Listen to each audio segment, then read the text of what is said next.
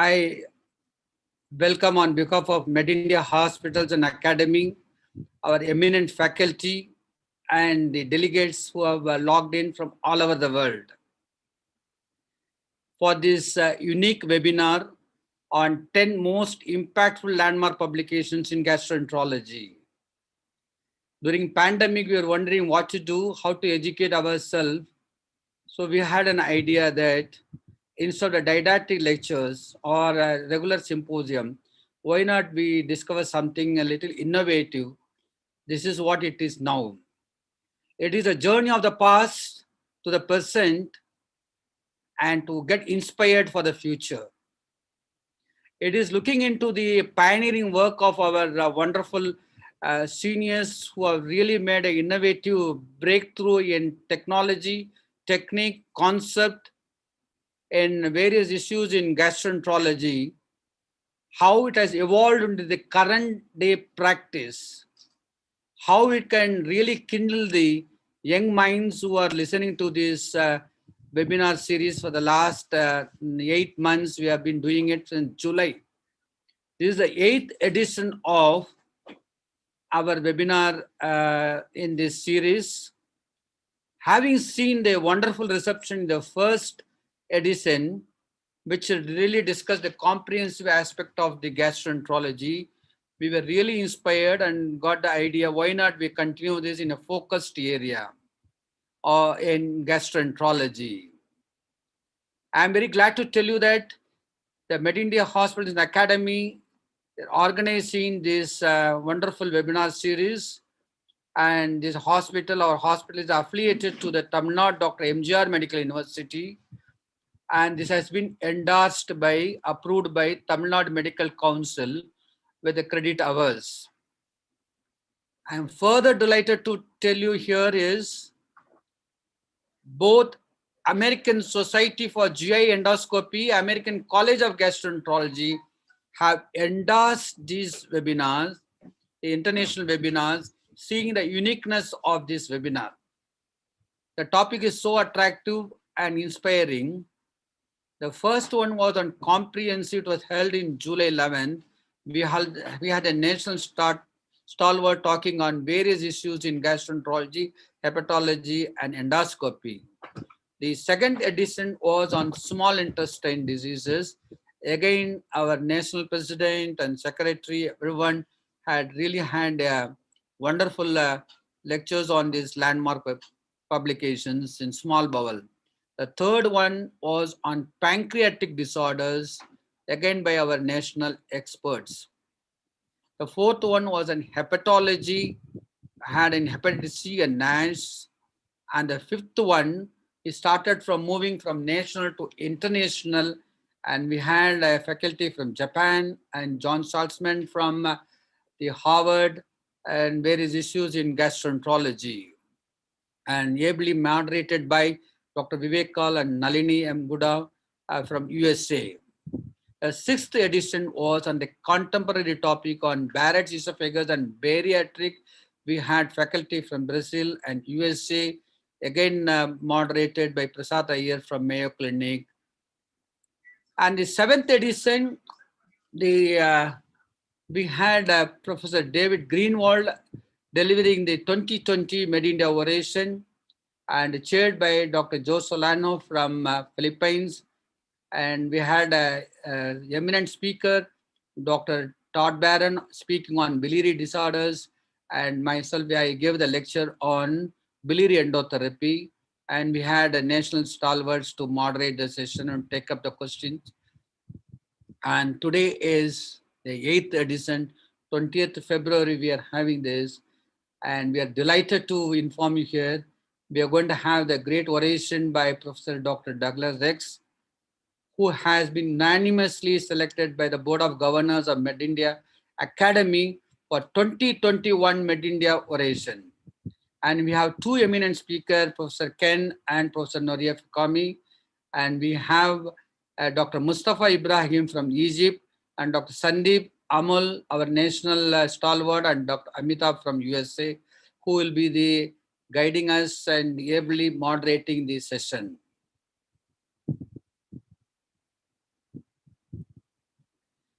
Those who want to watch in YouTube also, we have already given the link.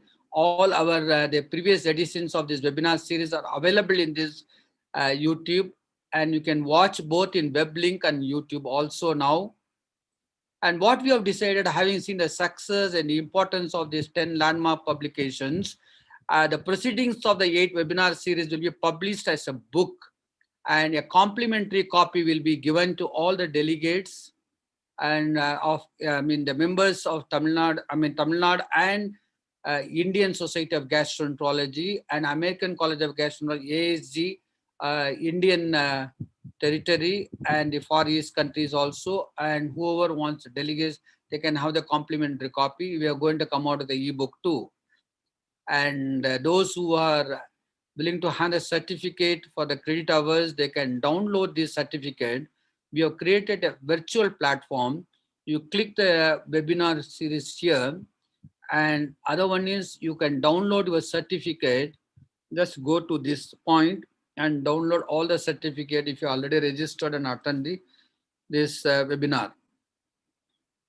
And this has been possible with constant support and academic input from my colleagues, Dr. Gokul, Satya, Yogesh, Dr. Prasad, and TNS and Sabari.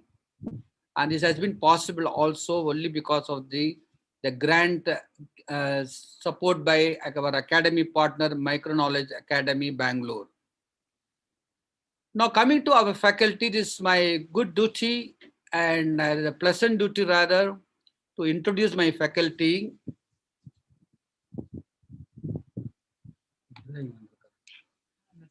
This is just to, I have great pleasure to introduce Professor Dr. Amitabh Chak. He is the Secretary-elect of the prestigious American Society for GI Endoscopy. He is a professor in medicine and oncology at Case Western Reserve University, Cleveland. And he is our master clinician in innovation and discovery at University Hospital Cleveland Medical Center. His biodata is too long, but I just want to tell you, he is the recipient of the Endoscopy Mentoring Award and Educator Award of the prestigious American Society of GI Endoscopy. We welcome you, Dr. Amitabh, for this webinar. I have another great pleasure to introduce my good friend, Dr. Mustafa Ibrahim from Egypt. He is the Assistant Professor of Gastroenterology and Endoscopy at Theodore Blas Research Institute, Cairo, Egypt. He is the founder of a training center of GI Endoscopy. And he is currently the International Committee Chair in American Society for GI Endoscopy. We welcome you, Professor Ibrahim. I hope he has logged in. And now I have a pleasant task to introduce my own colleagues, our national stalwart, Professor Dr. Sandeep Lakhtakia. He is the Director of Endoscopy and EUS Asian Society of, Asian Institute of Gastroenterology, Hyderabad, India. He is the Secretary Society of GI Endoscopy of India. He is a Vice Chair of International Committee of American Society for GI Endoscopy. And he is the recipient of Young Investigator Award at Asia Pacific Digestive Week at the Philippines. I welcome you, Dr. Sandeep, my great friend. And another stalwart from Indian region is Professor Dr. Amal Bapaya. He is an interventional endoscopist and chief, Sivanand Desai Center for Digestive Disorders and Dinanath Mangeshkar Hospital and Research Center, Pune, India. He is the recipient. I am very delighted to inform you here. He is the recipient of the Pioneer in Gastroenterology Award by the World Endoscopy Organization. I suppose that is for Prem, which he did it first in human being.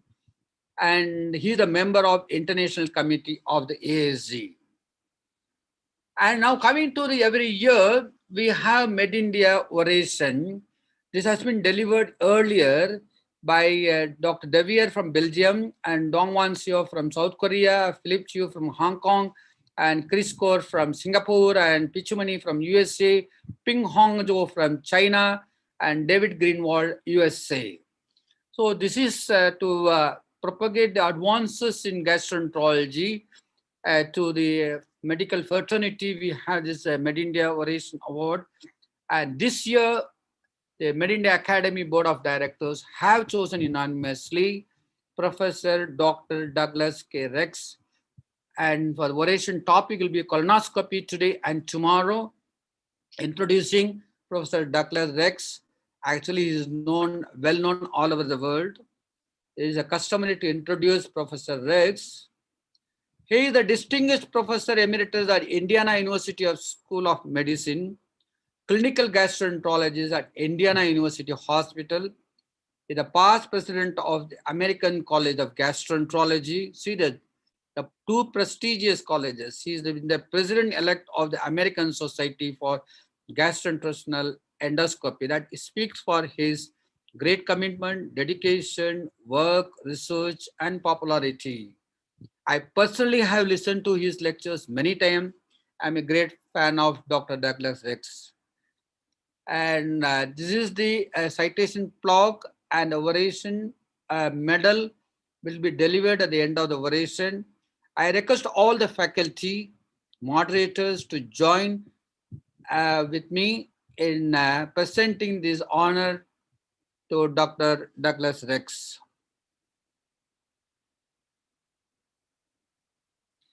Now, for the time being, I just say thank you from MedIndia Hospital, Chennai, India. And now next schedule will be the oration. I've introduced the orator and what is about the MedIndia oration. Now, Professor Rex, I welcome you to this webinar and I request you to start the oration. Thank you very much, Professor TSC. Very kind of you. I'm very honored to be with everybody. Good evening. Let me work on sharing my screen. I'm very honored to get this prestigious lectureship, so thank you. I'm going to talk about colonoscopy, some trends that I see in colonoscopy, and we will talk a bit about water in colonoscopy, my views on detection, the cold revolution in resection, some of the new concepts in hot endoscopic resection, mucosal resection, and then a lot of the conversion that we're seeing toward en-bloc resection, especially ESD. Before I do that, I just want to make some general comments about the interaction of colonoscopy and colorectal cancer death to put some of the concepts and areas of importance in colonoscopy in perspective.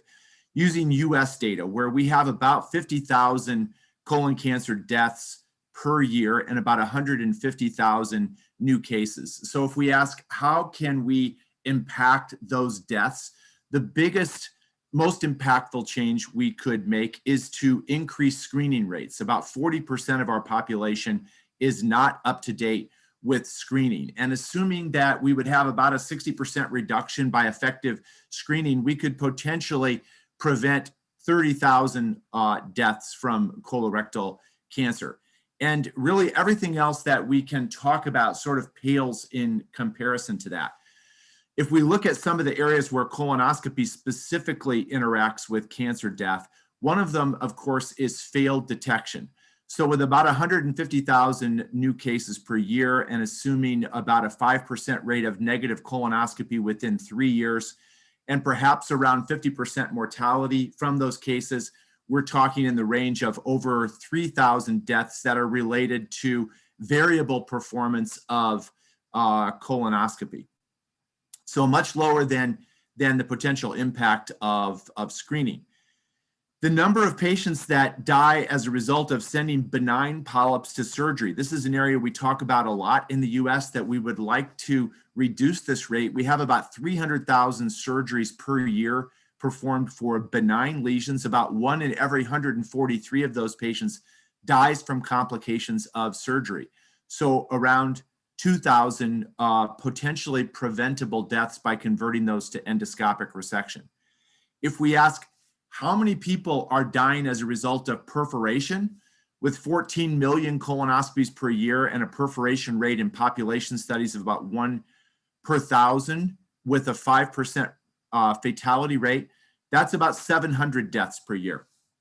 We could actually prevent more deaths by not sending patients with benign lesions to surgery than we could if we could eliminate all perforation. And then finally, the issue of converting from piecemeal resection to en-bloc resection, largely by ESD. If we were to do that with all the T1 cancers, about 23,000 T1 cancers, and if we assume that they're all superficial and don't have unfavorable histologic features, which is of course not true, because at least some of them have lymphovascular invasion, poor differentiation, high rate of tumor budding, and they're going to require surgery in any case. Assuming again about a 0.7% mortality rate from surgery, we would save about 160 lives. So I make these comments just to try to put in perspective some of the things that we talk about. We spend a lot of time talking in our courses and in our journals. A lot of space is devoted to techniques that allow en-bloc resection.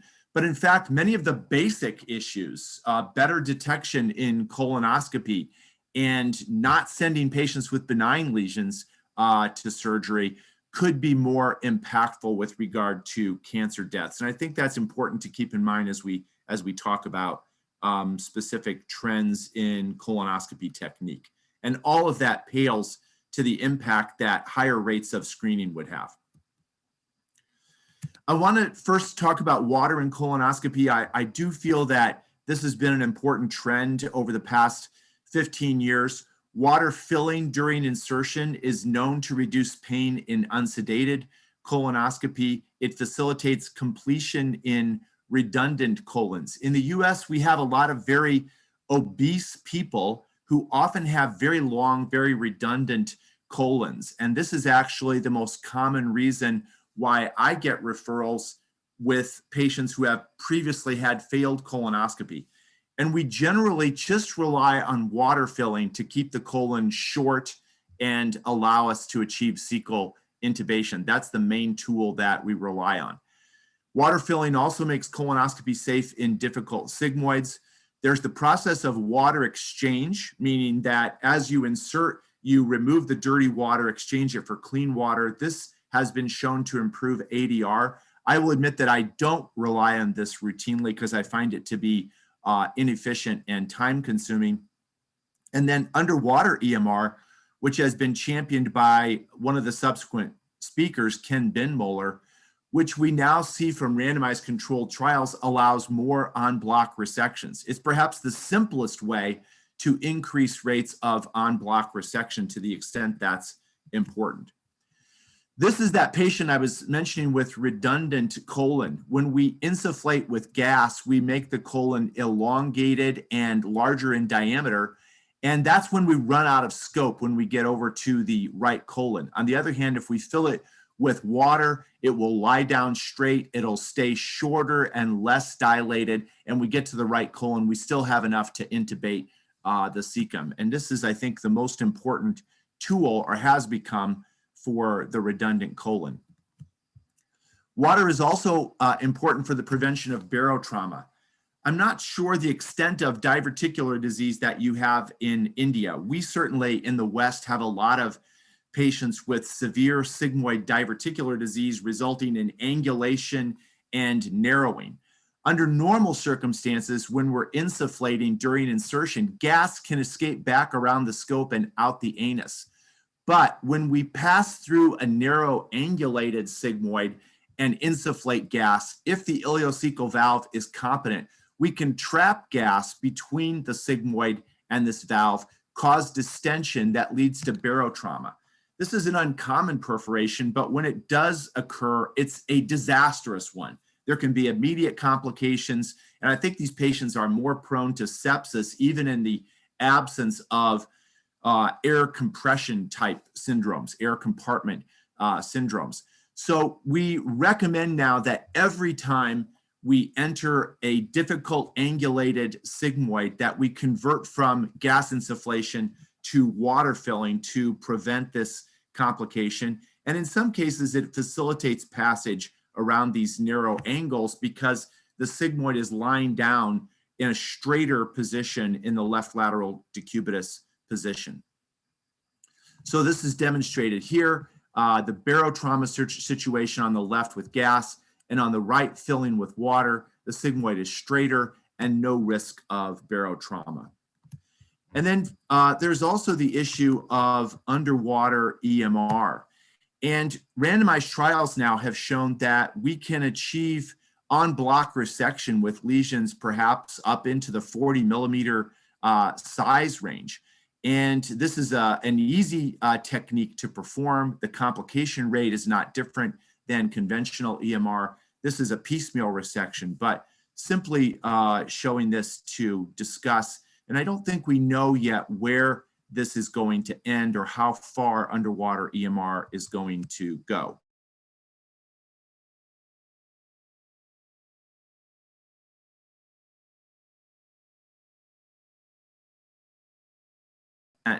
And in the fit positive population, around 70%.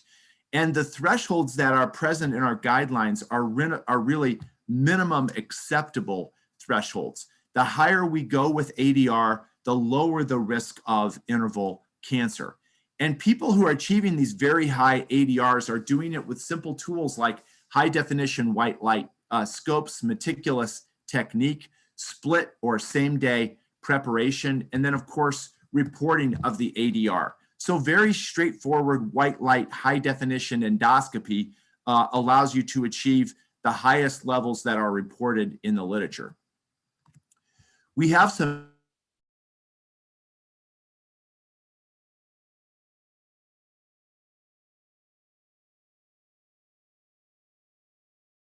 so after getting to the hepatic flexure on withdrawal, we now routinely go back in and examine the right colon twice because colonoscopy is not as protective against right-sided cancer as it is against distal cancers. And you can do that examination either in retroflexion or the forward view. Patient rotation, which works by distending sections of the colon better, we tend not to do in the US because patients are generally deeply sedated. And water exchange, again, I think there are some issues about efficiency. We also have technical things, and I think that we probably are underusing mucosal exposure tools. The endocuff vision or endocuff in general has emerged as perhaps the most effective of these methods.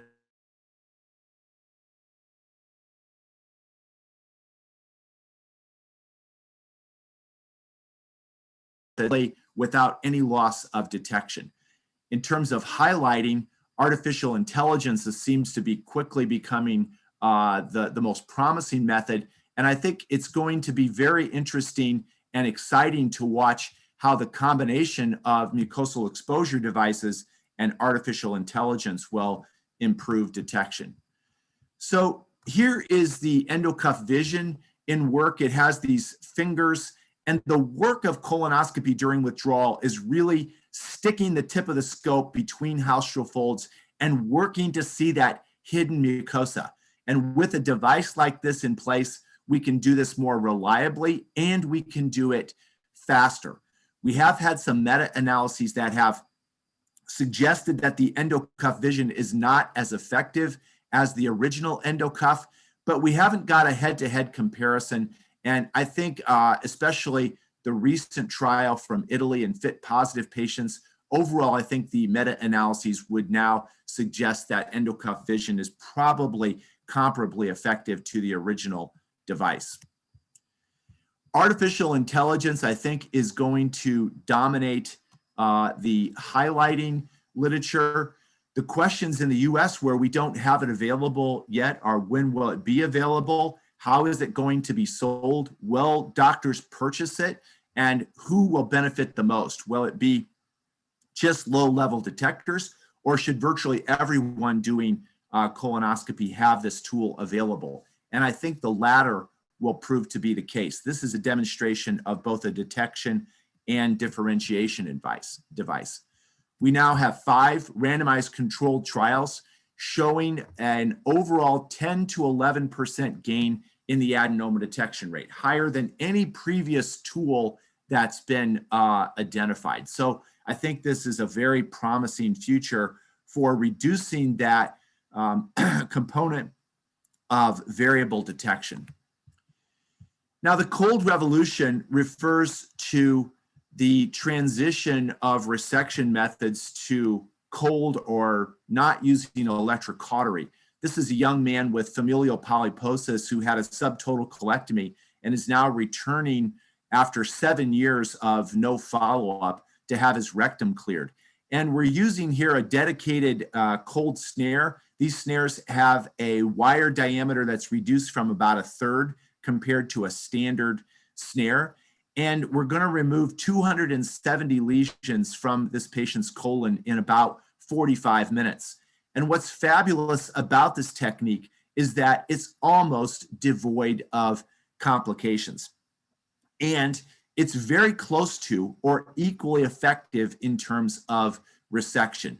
We now have a very nice scale, the CSPAT scale derived from the DOPUS scale or direct observation of polypectomy skills that allows us to assess the quality of resection. And the basic elements of high quality resection are being demonstrated here. Keep the lesions down at 5 to 6 o'clock. Keep a good working distance. Place the snare accurately with a rim of normal mucosa around it.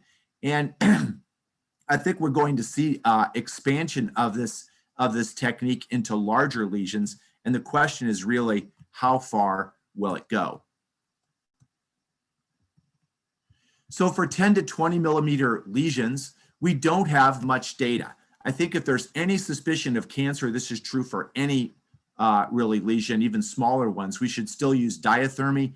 For larger pedunculated lesions, better to use diathermy. I like to resect them low on the stalk with low power coagulation current and then put clips on afterwards.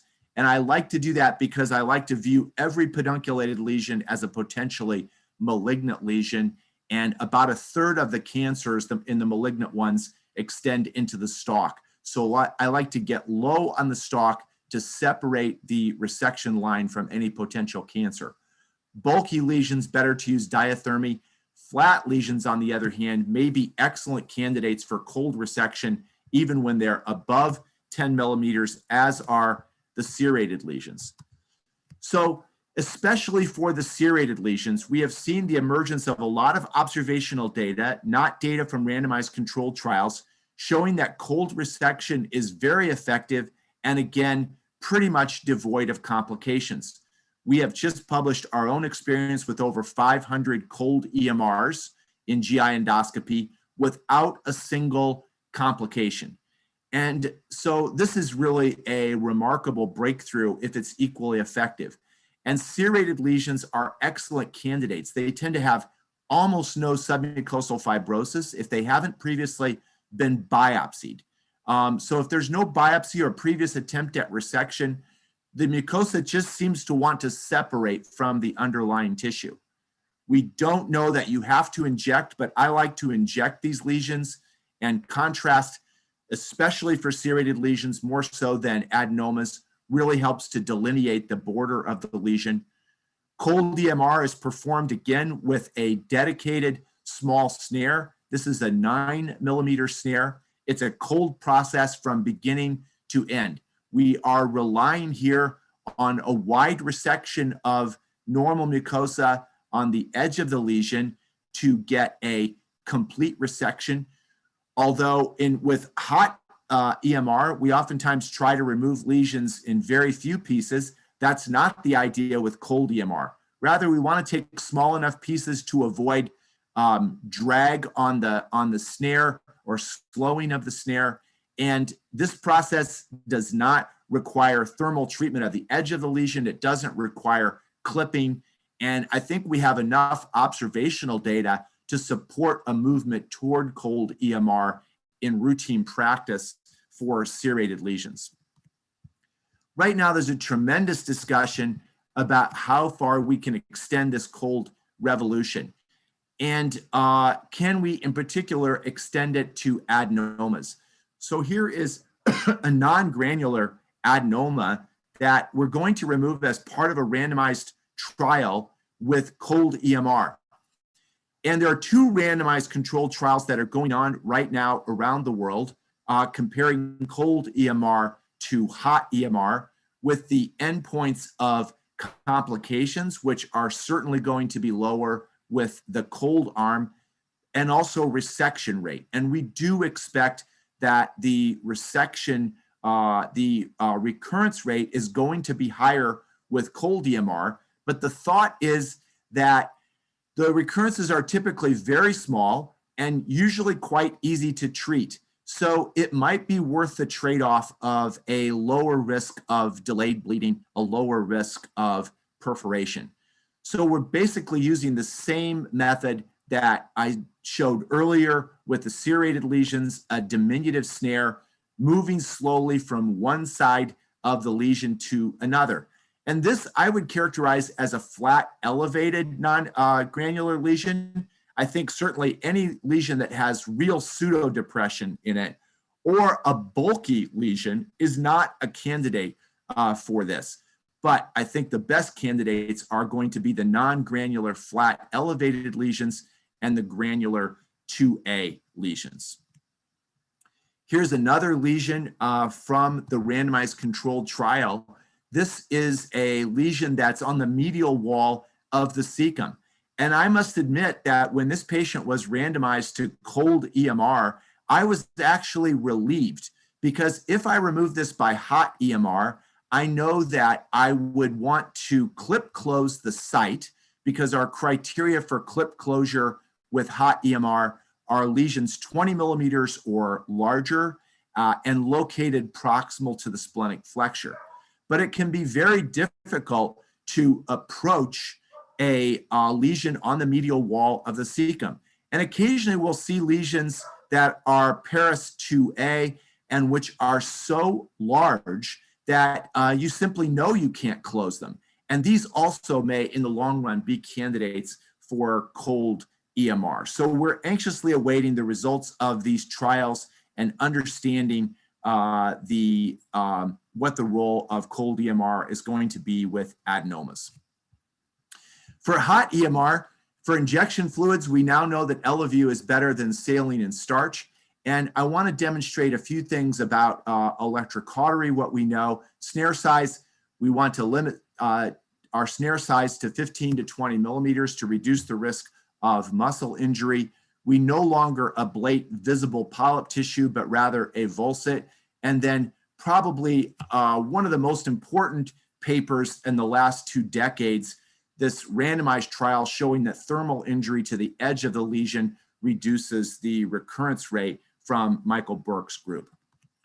So in a recent randomized trial from the US comparing electrocautery with endocut versus forced coagulation current, there was no difference in delayed hemorrhage between the 2 current types and more immediate hemorrhage with endocut. And so the old adage that the use of low power coagulation current increases the risk of delayed hemorrhage may not be true, especially if we are using microprocessor controlled currents. And I think the other thing that the investigators did in this study, for the most part, is to squeeze the tissue very tightly before tapping the pedal. And then we increase the current density in the snare. And even if we're using coagulation current, we still come through very quickly, and we have very little thermal injury, which you can see by the nice blue color of the submucosa here. So right now, we don't have evidence that cutting current is essential. I do think it's still a good principle to try and limit thermal injury, but we can do this with very tight snare closure and still use coagulation current and perhaps reduce the risk of immediate hemorrhage.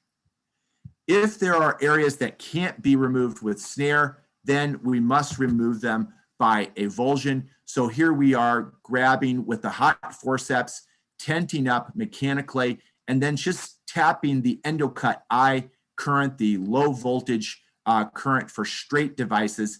And we never use the APC to actually treat residual polyp tissue. Once the lesion is completely resected by snaring and avulsion if needed, then we need to destroy the normal margin of the lesion. And this is done with the snare tip And in the Australian randomized trial, this reduced the risk of hemorrhage or delayed hemorrhage from 21% to 5%. So this is what the modern EMR defect looks like. In a paper presented at Virtual DDW, a multi-center study, the risk of recurrence was reduced to 2%. So that is in the range of ESD. And really now, recurrence is no longer an argument for ESD compared to EMR. We certainly do have a lot of interest in increasing rates of en-bloc resection. We can do this with 20 to 25 millimeter lesions with conventional EMR. As I mentioned, underwater EMR is a very easy way to expand that size limit, perhaps up to even 40 millimeters. The full thickness resection device for lesions up to 25 to 30 millimeters is an option, although I think this is still, in many cases, a quite awkward device to use. And then, of course, much of the discussion is on ESD. In terms of what ESD accomplishes for us, it saves patients from surgery if there's only superficial submucosal invasion and no other unfavorable histologic criteria. I still follow that rule. I realize that there is emerging evidence that deep submucosal invasion, even if provided there are no other unfavorable features, may not be a requirement for surgery, but most of us still follow this rule of more than 1,000 microns is an indication for surgery. I think the benefits of this are greatest in rectal lesions because the morbidity of surgical procedures is higher. And I think the best candidates are probably the non-granular lesions with a 1S component with a nodule in them, so-called granular mixed lesions. The homogeneous granular lesion, such as on the left, still is an excellent candidate for EMR. I do think that ESD is appropriate for this set of lesions, not as convinced about colonic lesions. We're all asking how fast and how far will ESD expand? And I think for it to expand, it clearly needs to be easier and faster. It needs to be safer. And I think we need to democratize methods of closure of these large wounds. That probably means making suture closure easier. And so right now there's much debate and little agreement about what are the best candidate lesions and how much of this needs to be done at the present time. So I've tried to summarize a few general trends in colonoscopy that I think are going to continue to evolve over the next few years. I hope you'll have some questions for me if I can stay around for that. And I want to say again to all of you, thanks so much for the tremendous honor of presenting this lecture.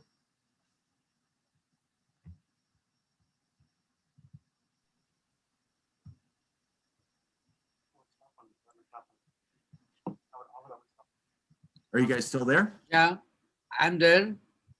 Hi, Professor Rex. Yes. Can you stop sharing? Yes, I can. I'm trying to. My computer's trying to catch up here.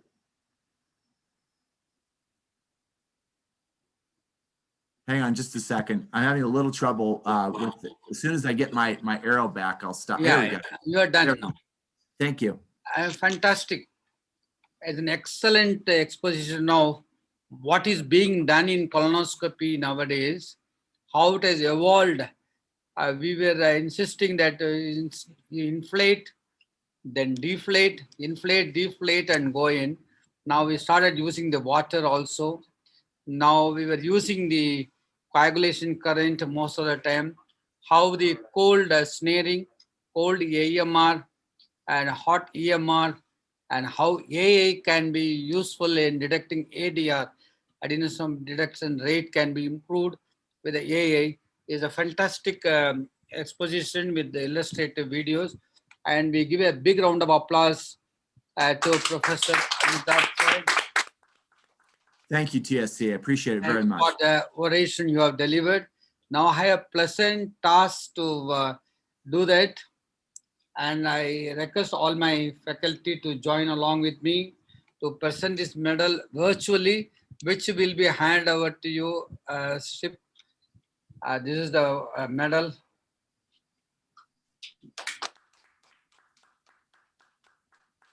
Professor Rex, you are not seeing? I actually am not seeing Yeah, right video, now. video you can come, video. You can come on video. You just go to the bottom of that thing and you just the video. I've got my video is on. I can't see yours. It's just showing your name, TSC. Are you clicking a video and you unmuted yourself? Yes, I'm unmuted. Can you hear me? Yeah. From your side, you have stopped sharing. Then you need to be seen now.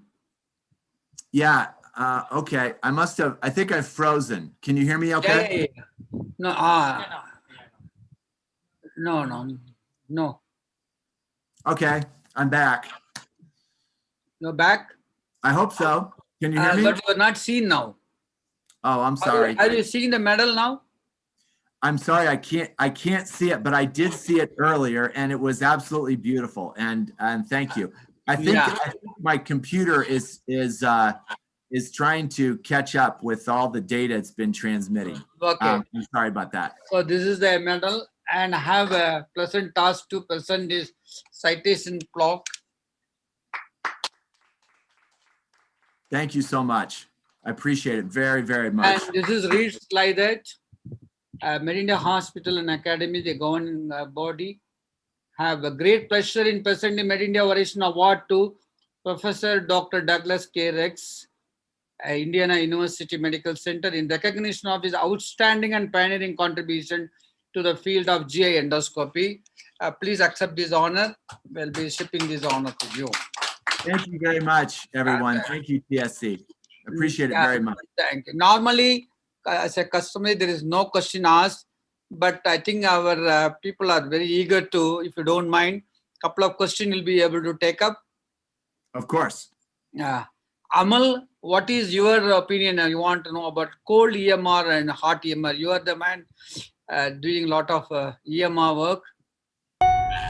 Okay, so first of all, let me congratulate Professor Rex for a wonderful, it was a fantastic talk. I think you covered everything from past, present to future, and where the colonoscopy and the endoscopic resections need to go. So it was really very nice. Thank you, Amal. I agree totally that the screening colonoscopy and the ADR detection rates is probably the most important thing, and once adenomas are detected, obviously resection is the next thing, but then that is something which probably has lesser impact. One particular question regarding the EMR versus ESD controversy. I agree that you did mention that ESD needs to become much easier. I totally agree to that. We need to have closure devices. But regarding safety of ESD, I think regarding safety in most, in the hands of people who are familiar with ESD, I think complication rates of EMR and ESD are quite similar. Of course, ESD, the learning curve is much longer, I must say, but that would be one point. And the other point is, whenever we are doing an EMR, and also particularly when we are doing a cold EMR, the dissection plane is often quite superficial as compared to when an ESD is being performed, which is in the SM3 layer. So how does this impact oncologically? This is what would be my question to Professor X. So I will say, first of all, can you hear me okay? Yeah, we can hear you. Yeah. Okay. So I think when we talk about complications of ESD and EMR, at least as it's perceived in the US, the actual, especially in the colon, because the North American experience is just published in gastro in the last week by Peter Dragunov. And there was a large European experience published last month. And the perforation rate is still about 5%. Now, the perforations are closed during the procedure. So only a small percentage of patients need to have surgery. I think the problem is in the US that a very large percentage of patients are still being hospitalized after ESD for observation, usually for a day or two. But after EMR, people are not being hospitalized at all. And hospitalization in the US is very expensive. You'd be shocked to see what it costs. But I think it completely upsets the apple cart. So it's with regard to cost effectiveness. And so it's not so much that the perforation rate is so high, and certainly the bleeding rate is not any higher than after hot EMR. I agree with you. I think it's that people are still afraid of what's going to happen and hospitalizing people. And we need to get to a point where we understand it's safe enough that we can discharge people just as we do with EMR. So with regard to the resection plane, I agree that ESD has a deeper resection plane, certainly than cold EMR. And also then it's deeper than hot EMR. But I don't think it's clinically important because we have learned from the Australian randomized trial that after EMR, the recurrences appear to come in from the edge of the EMR defect. And if we burn that up, we can get down to a recurrence rate of 2%, which is basically what we're seeing. The Europeans reported 3% after ESD. In the US, actually 6% after ESD. So I think that the resection plane is not as critical, but it is superficial with cold EMR, and that's part of the reason we're going to see higher recurrence rates. But the question, I think, is, how can we change things so that not so many patients with benign lesions are sent to surgery? And I think part of the problem in the US is that in many small communities of 50,000, 100,000, the gastroenterologists want to avoid complications. If they have a serious complication, everybody in town knows about it. It's bad for their reputation. So cold EMR may allow that. And then if there is a recurrence, it'll be very small and probably much easier to deal with. So I think we need to understand, I think the recurrence rate will be higher with cold EMR, and it's because of this superficial plane, but it may be a good trade-off. We'll need to look at the data. Thank you. Thank you very much. Wonderful. Thanks for your great questions. I appreciate Two that. brief questions so that we are waiting for the other talk. What about your opinion on third eye colonoscopy? The third eye retroscope, you mean? Yeah. I personally think that the third eye was a disappointment. The original third eye, and then the new one, the wide angle one, I really haven't seen much data on. It's a concept that was very similar to the Fuse one. So the original one, I think because it was in the channel, it was kind of unusable. The randomized trial was flawed because the withdrawal time was longer with third eye. And I think that the Fuse did not work out. I will say this, in terms of detection, the thing that is most important is image resolution, and maybe now AI also. But without AI, it's more important to have very, very sharp image resolution than it is to have wide angle of view, because you can compensate for wide angle of view with excellent technique, but you cannot compensate for impaired image resolution. That's why it's not become very popular. And I have the last question. Even though you have many questions to be answered, but because we have other session, do you believe in the very basic question? Do you believe in reverse alpha and gamma loop in diagnostic colonoscopy in your teaching? So I'm going to tell you that I have never used fluoroscopy to perform colonoscopy, and I don't use the magnetic imager during colonoscopy. I sort of feel that that when you get to a certain level of experience, you can feel a loop and what sort of position it's in, and know whether clockwise torque versus counterclockwise torque is going to remove it. And so while I certainly believe in it and I understand all the teaching, I will admit I don't think that way. I just think about whether or not I have no loop in the scope or a loop, and which way I need to rotate the insertion tube in order to get the loop out. I absolutely believe that getting loops and bends out of the insertion tube is the most important thing for trainees to learn about insertion. Getting to the cecum quickly has nothing to do with pushing the scope fast. It has to do with recognizing loops and bends and removing them absolutely as quickly as you can. Okay, fantastic. I think we have come to the end of the oration. Thank you very much. And once again, a great round of applause for the wonderful session. Thank you so Mr. much Rex, for having me. this is the beginning. We would like to have you for our further academic programs in near future. There we clarify all our doubts regarding colonoscopy. Now we will move on to the second schedule, that is the very important session, equally. That is the first talk in the 10 landmark publications in third space endoscopy. I have great pleasure in inviting Dr. Amitabh to introduce Dr. Noria Fukami. And after that, he'll introduce the topic. Then we'll listen to what are the 10 papers he has chosen. Thanks. And over to Dr. Amitabh. Thanks, TSC, and thanks for inviting me to this unique session. Really a great pleasure to introduce a friend, Dr. Norio Fukami.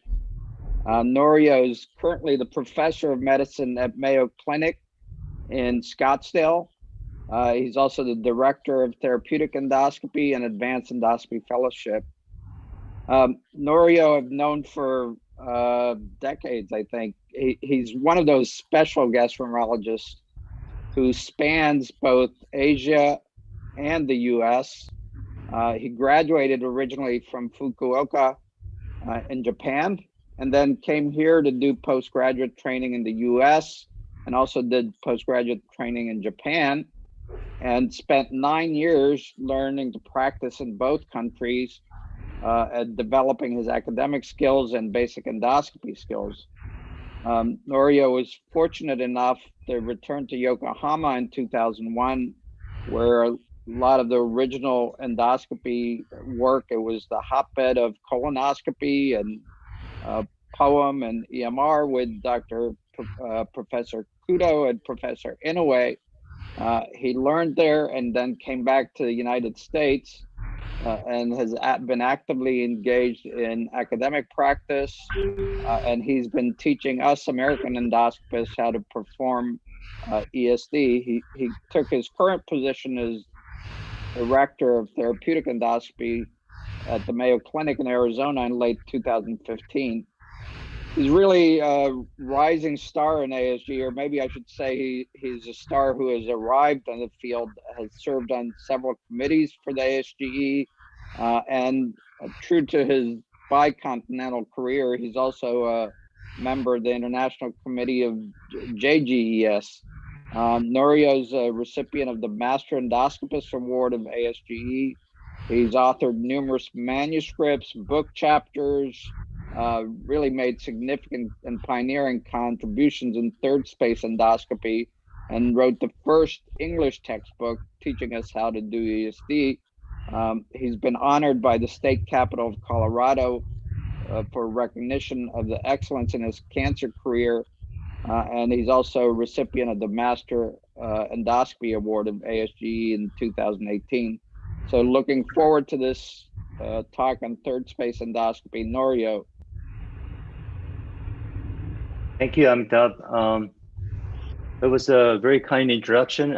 Thank you for mentioning me as a friend. You're a friend as well as my mentor and inspiration, so thank you.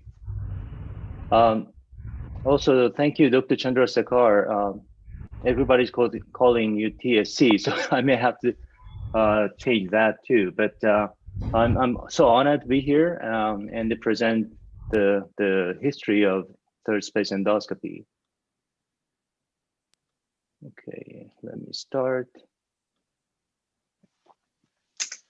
So as usual, it's very difficult to just point out the only 10 papers, and I will present some of the sidekicks and prelude to lead to the landmark papers. First of all, we didn't really realize the third space exists until recently when we start to see more of a submucosal tissue. And as you can see, the submucosa is a supporting tissue on the mucosa, having a lot of supporting vessels. But this is also very loose connective tissue that expands with saline or fluid cushion.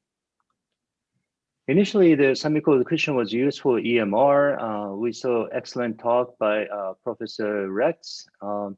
And that will be used for safely removing mucosa. Now, the transluminal axis was explored, we know as a node, and that combined the knowledge of submucosal space and this axis came to more of exploring submucosal area. Now it's a submucosal endoscopy called third space endoscopy. I have to acknowledge two experts who made this field more advanced, Dr. Ono and Dr. Gotoda, with Dr. Daizo Saito, who created this needle tip, protected needle tip, that it's called IT knife, to facilitate the removal of the gastric lesion, gastric cancer, to improve the efficacy of endoscopic resection. They have cut down to the submucosal space and then dissect at the submucosa to take off the tumor. And they explored from end of 1990s and then published in 1997 on this new advancement. And 2001, Dr. Ono presented the gastric cancer resection with IT knife, later called ESD. And the other prelude publication is performing notes. Dr. Tony Kalu presented this preliminary animal study about the possibility of exploring out of the lumen from the natural orifice, either from the mouth or in the rectum or anus. So you can go through the gastric wall to explore outside the space. And this has been extensively explored. I know there are so many clinical studies done in India as well. The main issue at the time was to create secure closure. And without that, we cannot really access the peritoneal cavity to perform any interventions. So the first landmark publication is by Dr. Sumiyama and Dr. CJ Gastout, who's really innovator of endoscopy. And they presented this paper in 2007 that we can access the wall, luminal wall muscular site and break it safely if we create a mucosal flap. On the right side, you can see the offset closure. I guess you cannot see my arrow. And they created initially a saline injection lift and then inserted a needle and actually created some bleb by inserting gas. Then tunnel was created by dilation balloon, which was much quicker, but later they found that balloon can go through the musculus propria. So, and now we know how to create the tunnel dissecting submucosal space. So the balloon dilation became more of a meticulous dissection method. But the mucosal flap was the safety mechanism to access the muscle or breaking the muscle into the peritoneal cavity or outside the luminal tract. They meticulously looked at the healed site, and it was really a secure closure on the well-healed mucosa after 2 weeks. And at the time, the publication really mentioned eyed on the achalasia treatment. They can create the space to cut the muscle similarly to the Heller's myotomy. So following that, next publication by Dr. Pastricha, together with CJ Gastout, actually this group of notes investigators, they did in an animal performing POEM procedure, essentially creating a tunnel to access the muscle. And then after creating about 5 centimeter tunnel, they cut the muscle and create leaving mucosal flap. Then clip closure was done. Typically, this is pretty similar to the current POEM procedure. They also measure the pressure and they saw the efficacy of reducing LES pressure. And they sacrificed after 7 days to make sure that there's no inflammation in the surrounding organ. And this is a safety study. It created the expectation that this concept really works. Now, third landmark study is, as everybody knows, Haru Inoue, who is the upper GI surgeon who does Heller's myotomy as well. He was inspired by this method in an animal study, and with the technique of ESD, he made this POEM procedure in clinical practice. This is really a whole game changer. He started the POEM procedure in 2008, and the first patient is more than 12 years now. He published on the 17 patients' experience and created the 3 centimeter mucosal flap, which may not be necessary, as we know, can be shorter. And they emulated the Heller's myotomy, performing 7 centimeter esophageal myotomy and 2 centimeter gastric cardiomyotomy. He proved in this paper that it is feasible and it is really efficacious in reducing pressure. There was a warm tension neoperitoneum early in the course. This is reduced by the use of CO2 nowadays. And strikingly, reflux rate was 6% at the time without the partial fundoplication. After this, many endoscopists actually got inspired and adopted this technique. Dr. Inoue traveled all over the world educating this technique, and the POEM became really popular worldwide. So the question is, how does it heal? This is a psychic paper that Dr. Shiwaku, now in Fukuoka, learned under Dr. Inoue, published paper that the histologically it is scarred. It doesn't connect together as you saw on an animal. This patient was very unique, having squamous cell carcinoma at the same time with the achalasia. We see that very rarely, but in this case, there was a severe fibrosis that made ESD almost impossible. So they went after the POEM, realizing severe fibrosis would prevent ESD. Then 3 months later, patient underwent surgery. So this is a very unique case to see what the histology looked like after the POEM. But now this creates the expectation that this POEM procedures is pretty similar to Heller's. It's a permanent scar down without connecting a muscle. Another, the story to be told, Dr. Inoue published 500 case series from 2008 to 2018. So if you accumulate the patients, how does it look like? What's the long-term outcome? That was the main question everybody had. Does it last only several months? From the histology, look like it's going to be permanent, and clinically, it is more durable. And in this paper, success rate was 91.3% in short term, reduced about 3% over 3 years. GERD symptom initially reported about 6% became about 20%. So the GERD is actually much more than expected. And LE pressure remains low over the years. So now this proves that the pressure, the reduction is likely permanent, but symptom comes back very infrequently, and it's pretty comparable to the Heller's myotomy. But GERD is a problem. Now, other paper came out from US, Dr. Stavropoulos published his series, and actually GERD in the Western population is much more than in Asian or Dr. Inoue the series. So people wanted to know what the true outcome is, and their accumulating data is being published every year. And I wanted to just highlight quickly from China, where Dr. Zhou's group has exceptional numbers of patients, who showed that the cumulative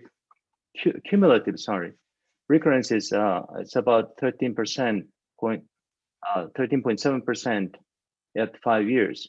So over the years, a slowly recurrence of symptom occurs, but still 85%, more than 85% had durable relief of dysphagia, which is, again, is comparable to Heller's. GERD in Chinese population was a lot more than Japanese population. It's close to 40%. Esophagitis about 20%.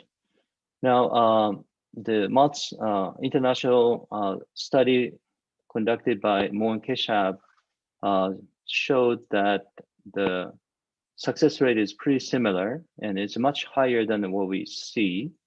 And it's really durable. If you see 4 years or more, those patient had response, it's really stays well. The adverse event was about 6% range, but the GERD is at the same time, if we meticulously study with pH study, about 60% had abnormal exposure. However, esophagitis rate is about 16.8% to 20% in many series.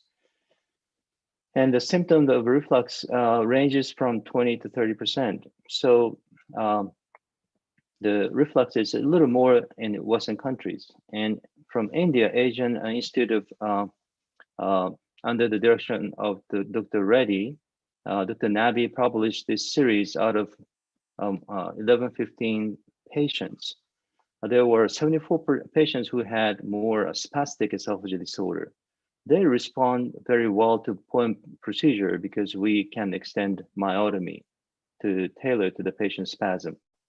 And they show that the resolution of the dysphagia is durable in spastic esophageal motility, spastic esophageal motility disorder as well. So POEM is overall, it's a very durable treatment with a high success rate. Now, true question is, how does it compare to Heller's myotomy? So now it comes to the fourth landmark publication. This is a European randomized study comparing POEM versus Heller's with 2-year follow-up. It is really meticulously done with a good follow-up in each arm. And it showed that the adverse event is pretty comparable. It's a little higher in the Heller's myotomy. And the pressure reduction is comparable, quality of life comparable. Reflux esophagitis is a little more in POEM cases than Heller's with door fundoplication. So it's expected, but it's proven now. The achalasia subtype is pretty much comparable to what we see in clinical practice. And there's some trend showing the better outcome with POEM, but this is a non-inferiority study. So they're not trying to see which was better. The POEM was equally effective as Heller's myotomy.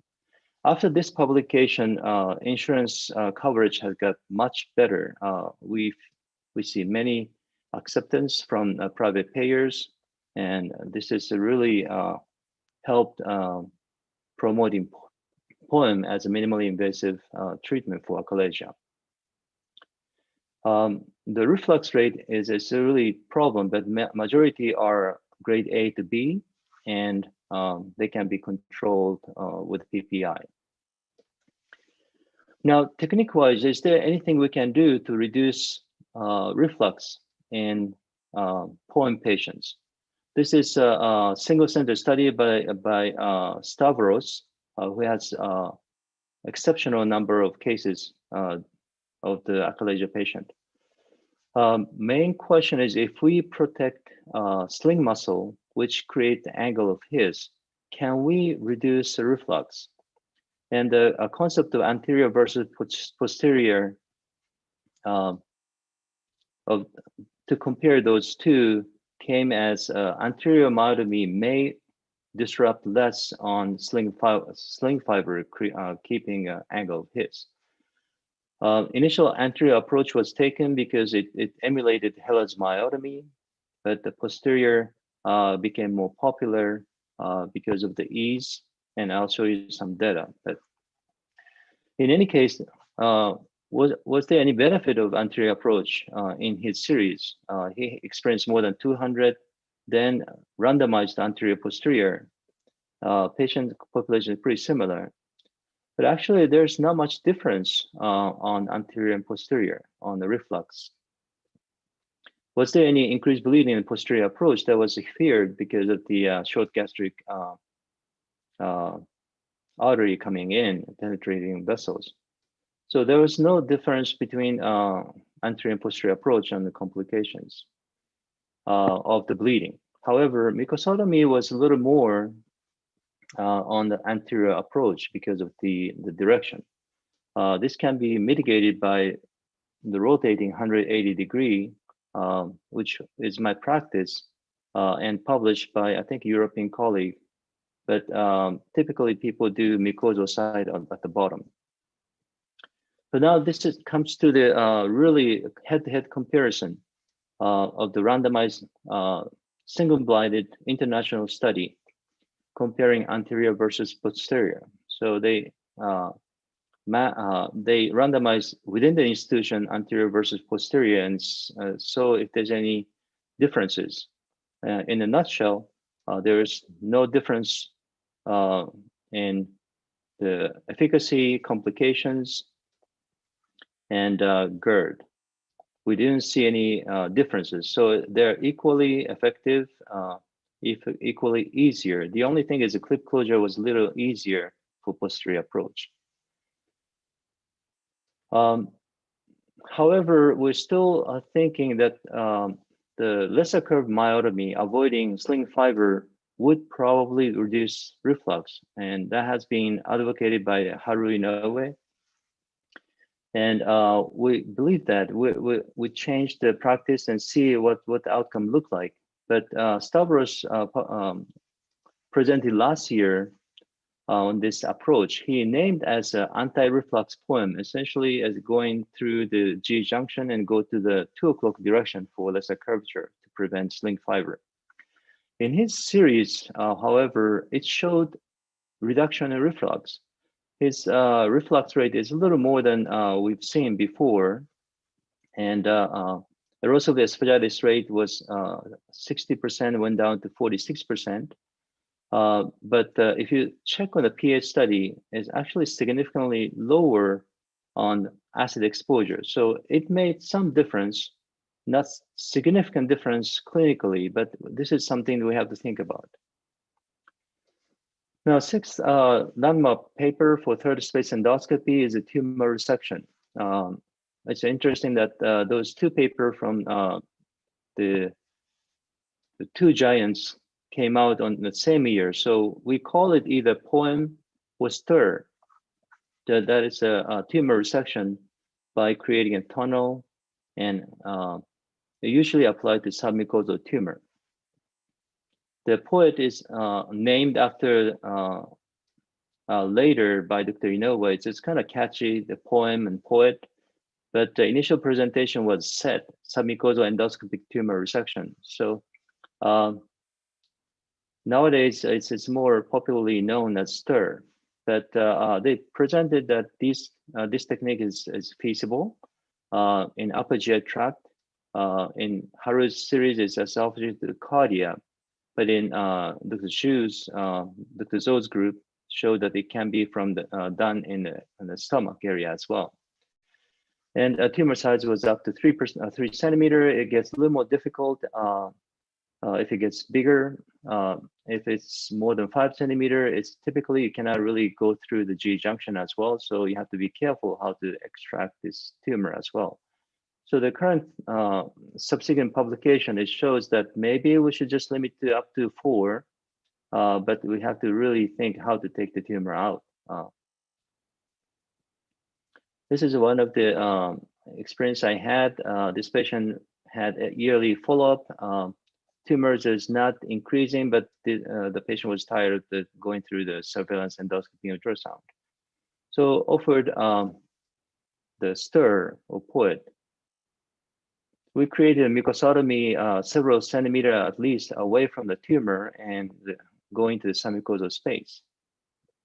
And from here, it's a pretty much typical submucosal dissection, similar to the poem. And reach the tumor, you can see the suspended tumor within submucosal space. To achieve en bloc resection, we definitely try to avoid the going onto the tumor, thermal effect, or we have to pay attention to protect the capsule of this submucosal tumor. But this esophagus is not diseased, very nice, expansible submucosal space. And we can keep dissecting alongside the tumor. And you can see really nice wide field submucosal tunnel that make the working within this space very, very comfortable. Usually the leiomyoma or just the attachment to the muscle layer is very focal, despite the size. Even it's 3-4 centimeter, the attachment is less than 1 centimeter. So identify this area, try to get to the musculus propria site so that you can get negative margin. And keep dissecting. This is attachment. And typically you want to get a little more to the muscle side to get the negative margin. Okay, I'm just fast forwarding. There were 2 additional leiomyoma looking like nodules.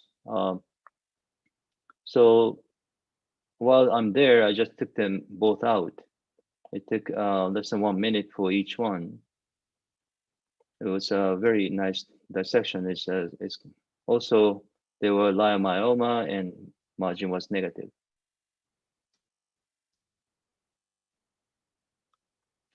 So at the end, this is a submucosal working space.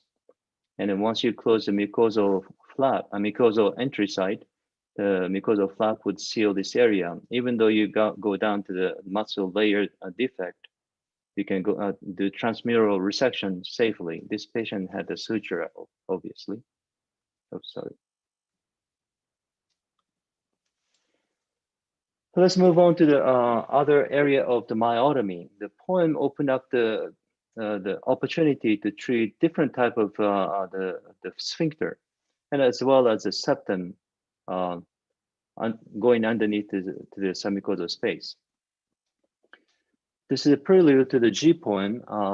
The landmarks, it's sort of landmark study, but it actually gave our insight onto the pyloroplasty.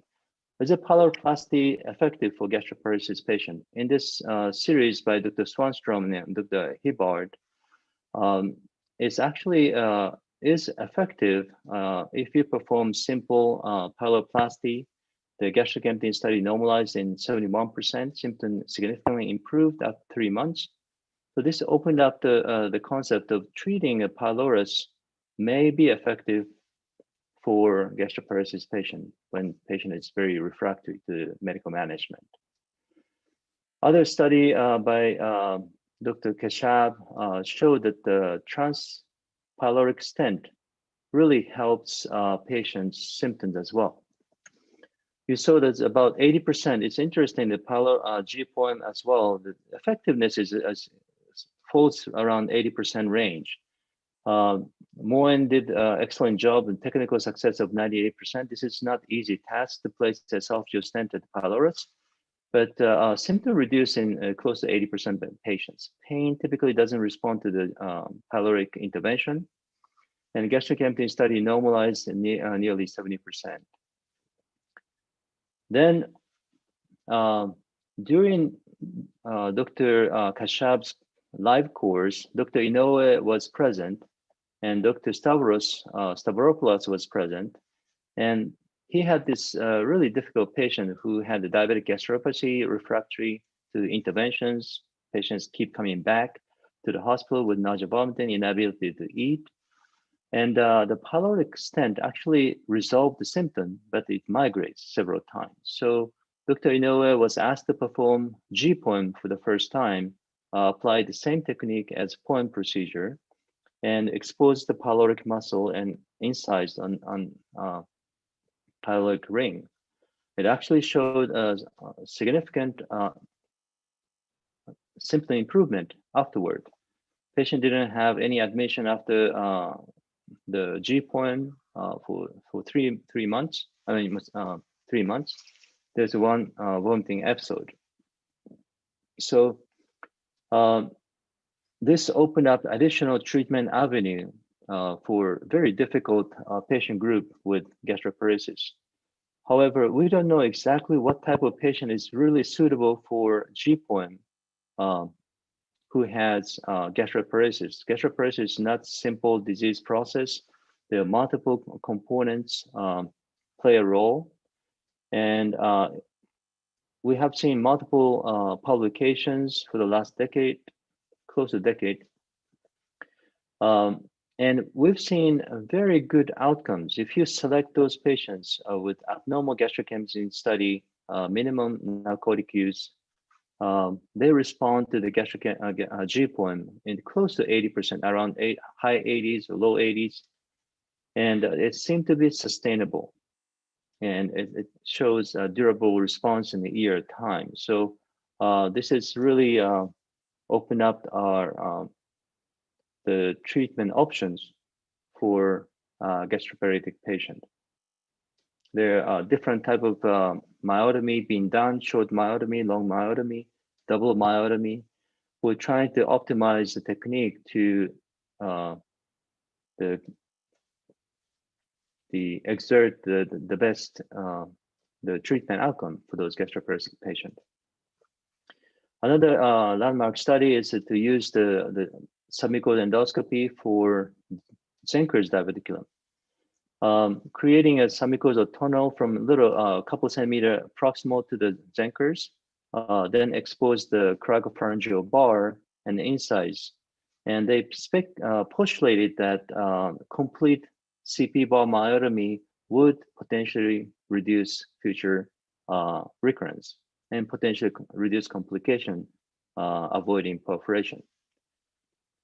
Now, this speculation is still speculation. We don't know true benefit yet. The complete division can be performed by endoscopic cricopharyngeal bar myotomy.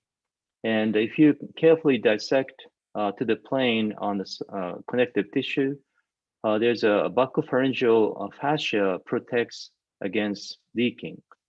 And therefore, you can see the one of the case is really nicely healed without mucosal flap. So they can be done. What's the additional benefit of G-POEM to be really defined? They don't treat the mucosal flap at all, so we don't know what the effect of mucosal flap after the treatment.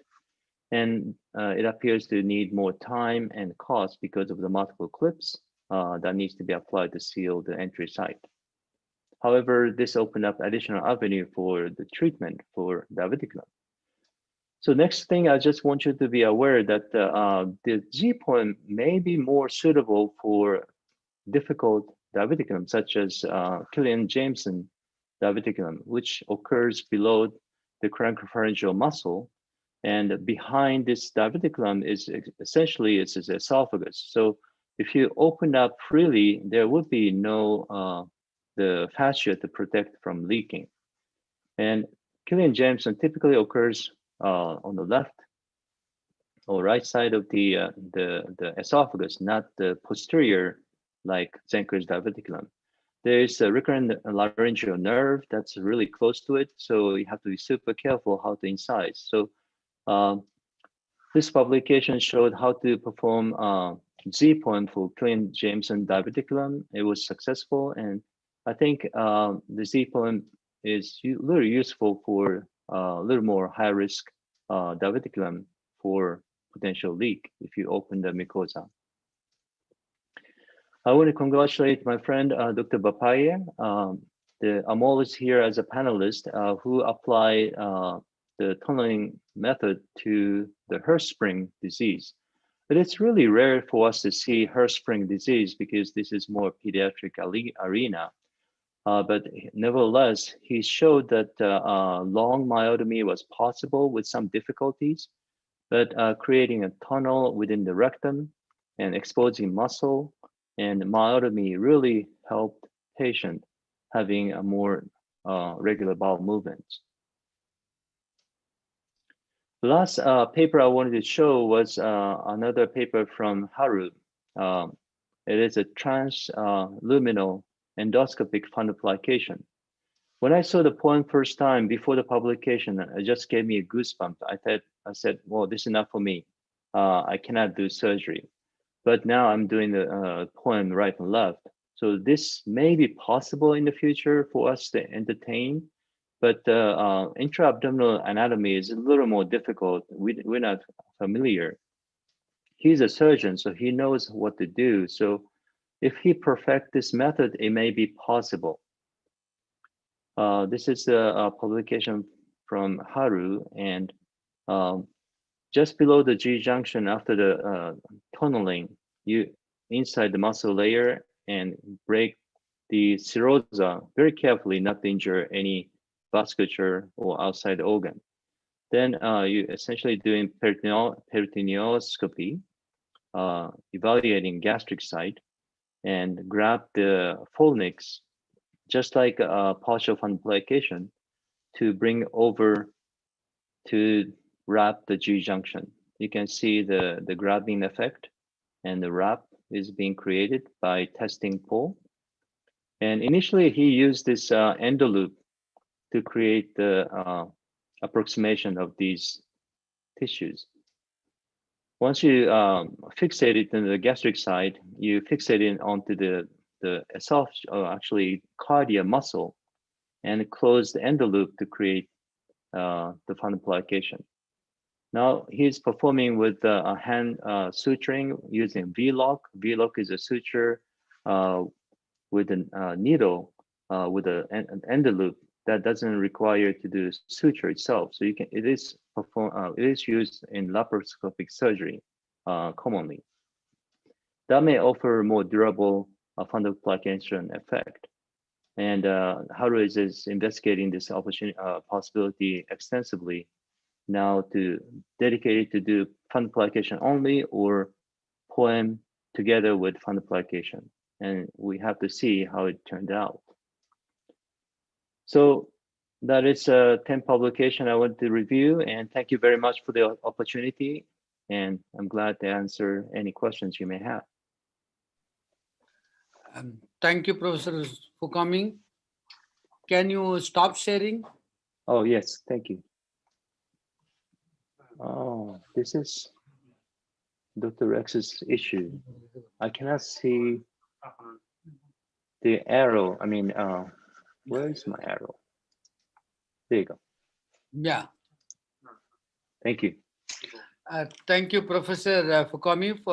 I agree with you. Choosing 10 landmark publication is so difficult, and you've done great justice to the topic. And I understand, and excellent the exposition of what can do in third space. I'm very glad that one of our national faculty, Amol, is here. His paper is one among the 10. Congratulations both of coming. and Amol for wonderful innovation. And the third space you have to contain in 10 landmark publications, not a easy thing. Only thing a small request now is, can we take up questions together, Amol and Sandeep? So we have now I think so. Dr.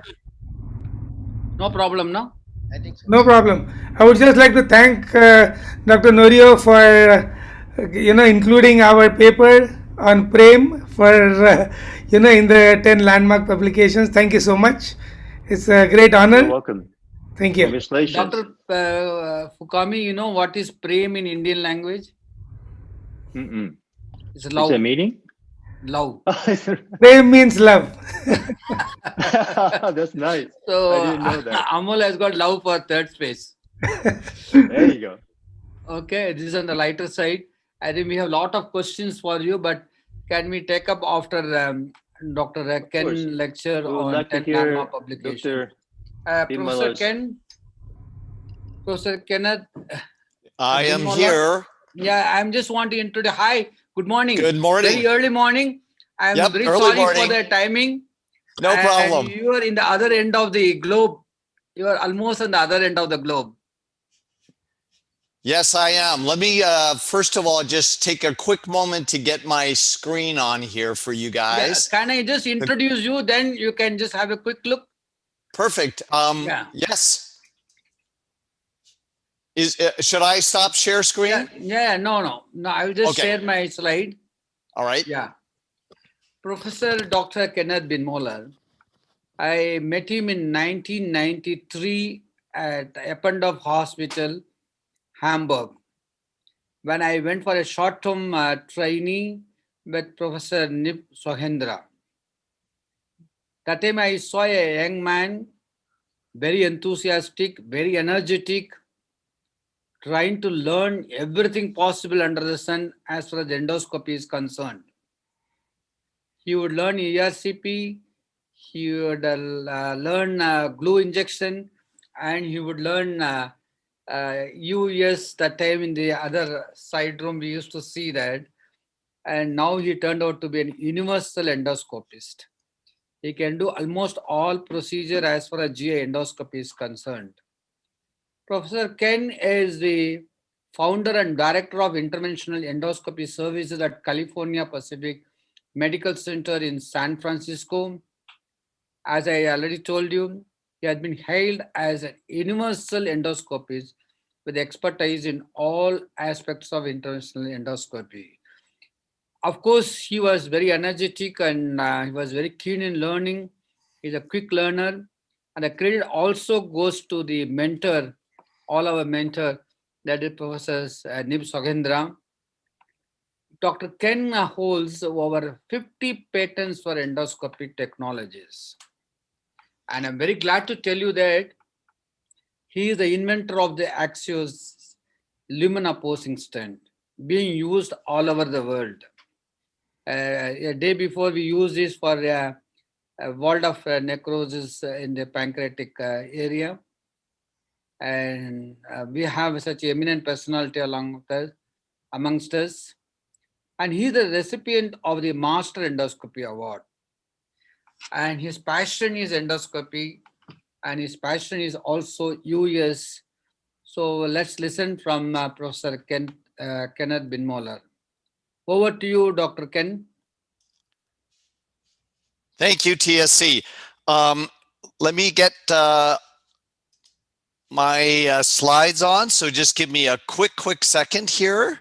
Yeah. And here we go. One moment.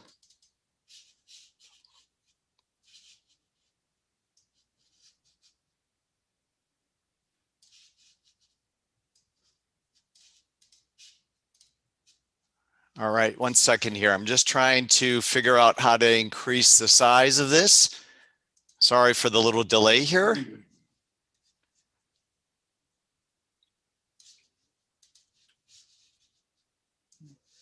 Aha. What are you seeing on your screen right now? I see international webinar by MedIndia Hospitals and Academy, the title, and 10 most impactful landmark publications on interventional EUS. Perfect, perfect, perfect. Okay, let me just do this fit to slide. I'm just going to crop this out a little bit for you. So these are all the new things we have to learn in this age of virtual meetings. So let me perfect, Ken. Now, yes. Can you hear me okay, firstly? Fantastic. Okay, fantastic. Great. What a great pleasure to be with all of you this morning, at least for me this morning here in San Francisco. TSC, thank you for that lovely introduction.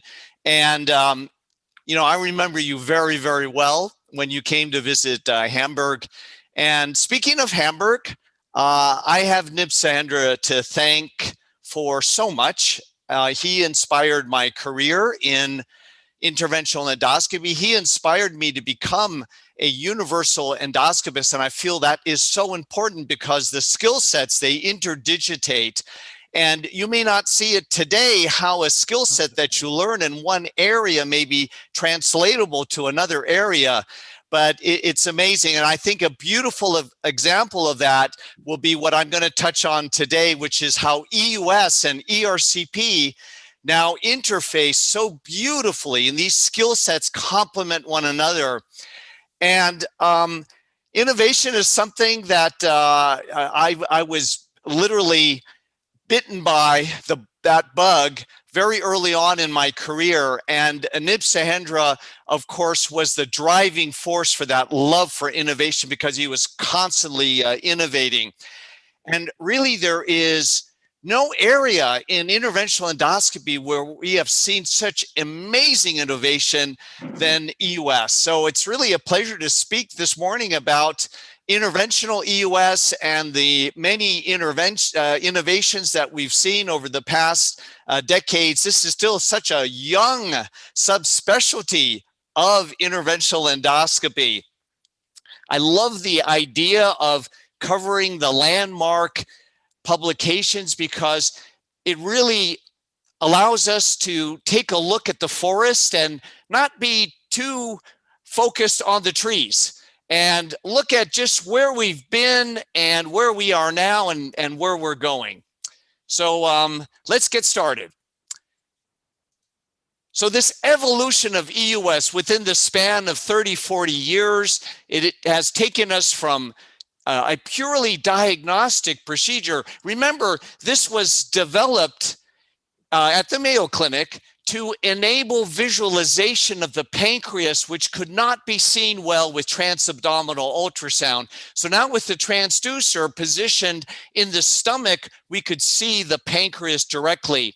So in the 80s, it was all about diagnosis, and we had the radial scanning echoendoscope, but no intervention was possible because we couldn't see, for example, a needle as it comes out of the working channel. So FNA became possible in the 90s with the advent of the CLA, the curved linear array echoendoscope. And then in this millennia, this has been the excitement of EUS. It's our ability to perform therapy and really take interventional endoscopy to new frontiers. So this is the part that I'll be spending most of my time talking about. But now let's go back in history and let's start in 1992.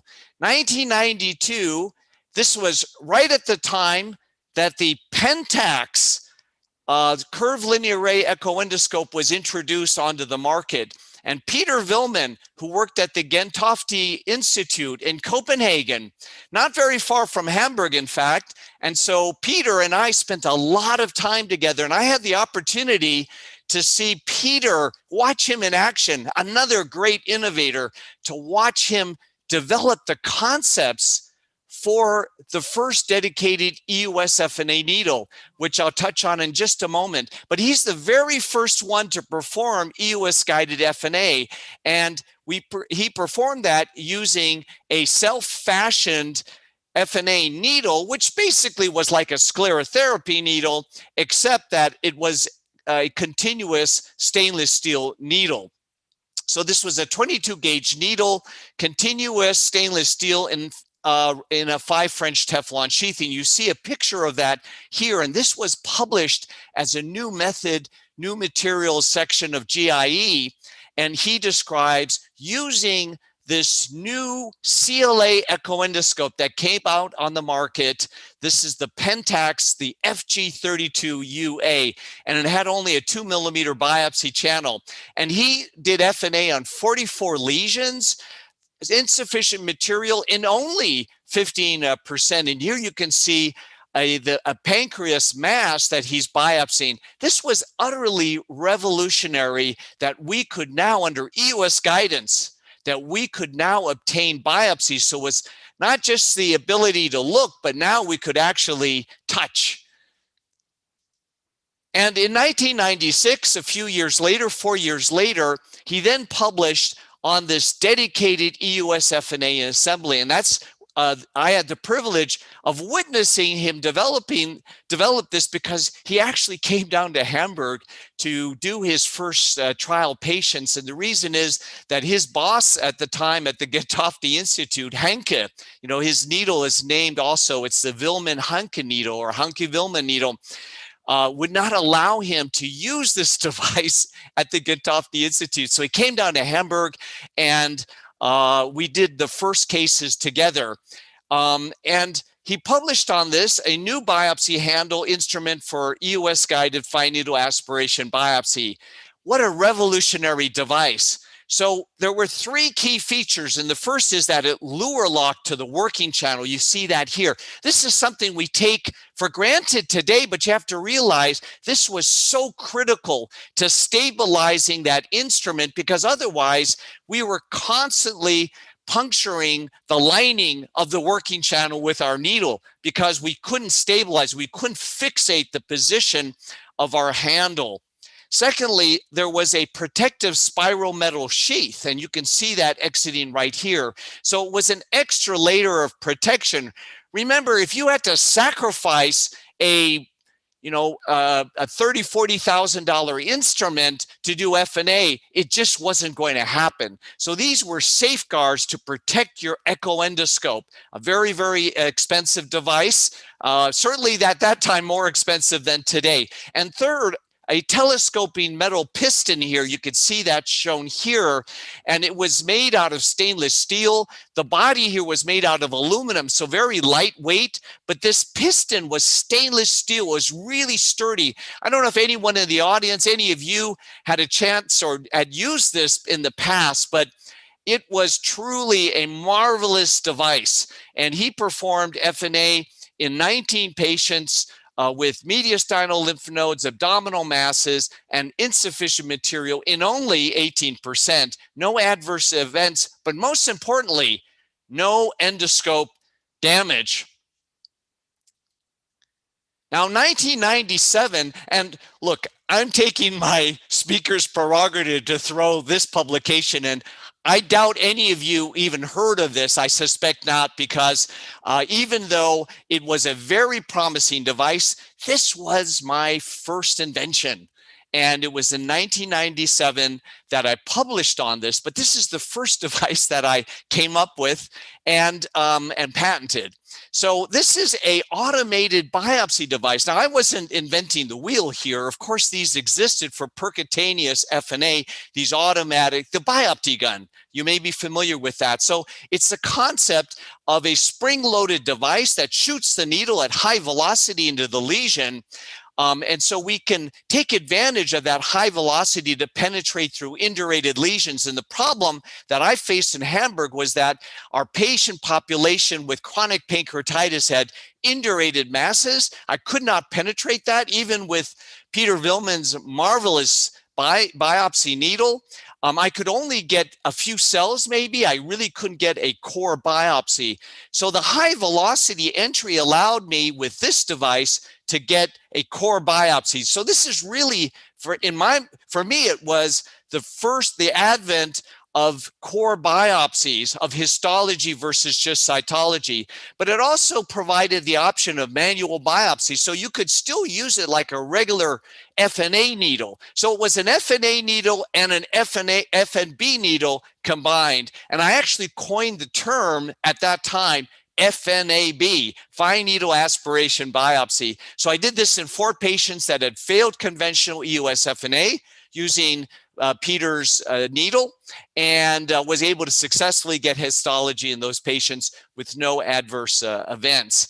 Now, why did this device never take off? And Olympus, by the way, agreed to develop this. And so they developed a beautiful device, this well, we called it the shotgun device in Hamburg.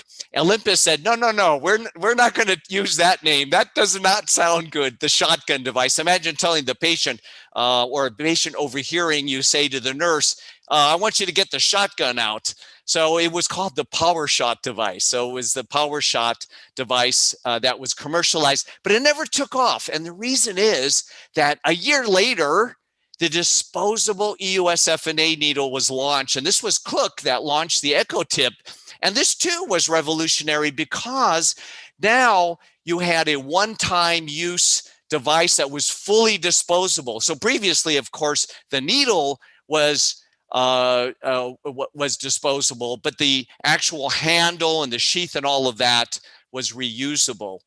And that's really the reason Olympus did not see it as economically feasible to develop this needle here as a disposable device. That was just cost prohibitive. So just as, we've seen FNA, which is aspiration, and if you just replace the A for an I and let that I stand for either inject or implant, now you see the bridge to therapy. And we can inject solutions. We can start performing celiac block and neurolysis. We can inject a glue, for example, and perform vascular therapy. We can inject contrast media into the bile or the pancreatic duct, and we can perform cholangiopancreatography. And lastly, I'm going to touch on transluminal anastomosis, because now we can pass what's really a device, a guide wire. And if we can pass a guide wire, then we can use the Seldinger technique and we can place stents into different target organs or cavities. So a word about celiac block and neurolysis. There's a lot of confusion in terms of these two terms. They're often used interchangeably, and it's important to differentiate the two. A block is when you inject an anesthetic such as bupivacaine, and usually combined with a steroid. Neurolysis is when you inject ethanol. So the goal of block is temporary. You want to basically stun or paralyze temporarily the celiac ganglion. But with neurolysis, the goal is to destroy that celiac ganglion. So you should ideally have a more permanent effect. And then you're familiar with the 3 injection techniques that were described, whereby we have the single central injection shown in red here with the red arrow here in the middle. So that was the knee at the takeoff of the celiac trunk, or the bilateral injection on the left and the right side shown in blue here, or selective gangliolysis that was described where you actually look for those little sesame seeds. Those are the ganglia, and you inject your sclerosant directly into the ganglia. Now, I'm not going to get into the literature. There are lots of publications on this, but this is, I think, a landmark publication. So this, by the way, is now my second landmark publication. The first set was just about the ability to perform FNA with our first FNA needles. And now this is, I think, a landmark publication because it's a randomized controlled trials, which we have sadly too few of in interventional endoscopy. 40 patients were randomized to getting an injection of bupivacaine plus or minus a steroid. And here there was, firstly, only a 15% response rate in both groups, and the steroid added no additional pain benefit. And you can see the curves right here, right? You see bupivacaine is here, and this is bupivacaine plus the steroid. And in fact, the patients who got the combined treatment did worse in terms of their pain-free probability. So it's clearly showing you that adding that steroid doesn't make any sense. The patient's not benefiting from that, and you're just getting the side effects of the steroid. There was, in fact, a shorter duration of response. And yet, sadly, despite this publication, many continued to inject bupivacaine and steroid. And so that is a practice that should have been immediately abandoned. Now let's go to our next example of FNI, where we are injecting glue. And so now we enter into the territory of vascular therapy. Now, vascular therapy is sort of a new kid on the block right now. It's just burgeoning. But the reason why it's taken so much time for this area really to develop, I think it's just the mindset of the interventional endoscopist. We were trained to avoid vessels. And so now suddenly we're supposed to target vessels, something that just, we inherently have been afraid of. We've been afraid of bleeding. So we're overcoming that innate fear of our earlier days. And this is a publication by Rafael Romero Castro in Seville. And I think he's a great, great pioneer in this space. And he reported on using EUS to guide the injection of glue into the perforating feeding vessel. So there are a few concepts here that are novel and so important and give EUS guidance key advantages over the historic endoscopic guided treatment. Now remember, when I joined NIPS Sahendra, I learned how to inject glue under endoscopic guidance, and it worked beautifully. But now we have an innovator, Rafael, who is thinking a little further and asking, well, can we target, rather than the varices themselves, which we can see endoscopically, let's target just the feeder vessel. And this was proof of concept, just 5 patients, but great results. But why did he do this? Why did he use EUS? And that question always comes up. Well, do you really need to use EUS to perform glue therapy? And the answer is no. You could do it endoscopically. But if you want to hit the feeder vessel, well, then you need EUS. And of course, EUS has other advantages because it's no longer really a blind procedure, since you see the vessel and you can confirm obliteration immediately after your injection. You can switch on the Doppler and you can see that your treatment worked and that there's no flow left. So it has those additional advantages. And also, you're not dependent on an endoscopic view. How often have these patients come in with blood clots in the fundus and you can't see the varices? You have to evacuate all that. Some patients come in emergently and they ate. So there's food in the fundus and you can't see the varices. So there are many advantages to using EUS apart from the ability to see the feeder vessel. But you see, for those of us that have been performing glue for many decades now, we have all experienced the dreaded complication of systemic embolization. Now that glue can embolize anywhere in the body. And as I say, God forbid the patient has AV shunts or open foraminal valley, that glue can get into the arterial circulation and it can go anywhere in the body. And I had one patient, I put a moratorium on my use of glue after this, where a patient with a open foraminal valley, the glue got into the arterial circulation and embolized to the brain, and the patient was hemiplegic afterwards. And that was devastating to experience. And it has certainly motivated me to start thinking about how can we reduce the risk of systemic embolization. And this idea of first implanting, so this is the FNI, the I stands for implant. And what are we implanting? We are implanting a coil. And this idea, of course, it's borrowed from our interventional radiology colleagues. So we're not inventing any wheels here. We're just adapting. We are borrowing technology that's used in other areas, but we are applying it to our specific indications. And the question is, if we implant a coil before injecting the glue, is it possible to reduce, maybe even eliminate that risk of embolization? The coil will fill and reduce flow in the varix. The coil with its wool strands here, it serves as a scaffold to retain the glue at the injection site. And you can see here how the glue has attached to those woolly strands. And in this container of heparinized blood, all of the glue is now attached to the coil, and none of it was loose in the container.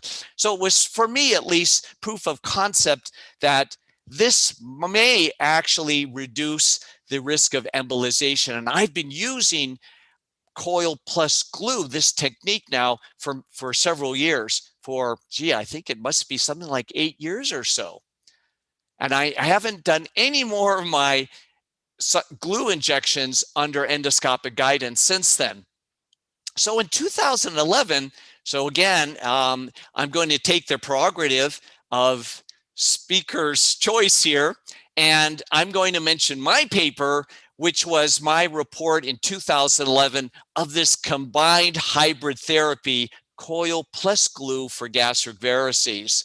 So I call it 3B because really, if it weren't for Raphael to introduce the idea of EUS guided injection of glue, I would not have actually gotten this idea of combining the two. In fact, Raphael also reported on just using coils, which is certainly another possibility. The problem is that you got to pack a lot of coils to obliterate those varices. So it gets pretty cost prohibitive and it's very time consuming. So I have Raphael to thank, but standing sort of on his shoulders, I then came up with this concept of the hybrid therapy, and had no complications, no systemic embolization. So now let's switch gears very quickly and let's look at another, what I call the convergence of EUS and ERCP. I have a nice slide I put together I'm going to show you in a moment. This is 1996, and this is Moritz Wiersma. We haven't heard from Moritz in a long time, but he was at the Mayo Clinic, another great pioneer and innovator in this space. And he described the first EUS-guided cholangiopancreatography. And he came up for an acronym. His acronym was EGCP, EUS-guided cholangiopancreatography, EG. Now, the one that I preferred was EACP, EUS-guided anterograde cholangiopancreatography, but you can come up with any acronym you want. The idea here is that you're using the CLA echo endoscope, the same one that Peter did his biopsies with. He did this in 11 patients, and he failed in 3 out of the 11 patients, but in 3/4 of the patients, he succeeded, or 2/3 of the patients, he succeeded to get a cholangiogram. You can see that here. You see the FNA needle right here, and it's entering into the bile duct, and he's getting a cholangiogram. So suddenly now, we don't actually have to go retrograde. We can go anterograde. So this is, something we do today. We don't think about this, but think of how revolutionary this was at the time. So EGCP, as Moritz called it when he developed this. And so we can go transgastric, transhepatic here. We can go across the stomach, across the liver, right? It's actually always good to go across the liver. Our radiology colleagues know this. They always try to have that a liver parenchyma in between, because if there is any leak, then the liver's like a sponge, it'll just soak up everything. Or we can go transduodenal into the distal bile duct. And here for a pancreaticogram, we can go transgastric and transduodenal. This is what I put together for you, just so that you can see an overview, looking at the forest now, okay?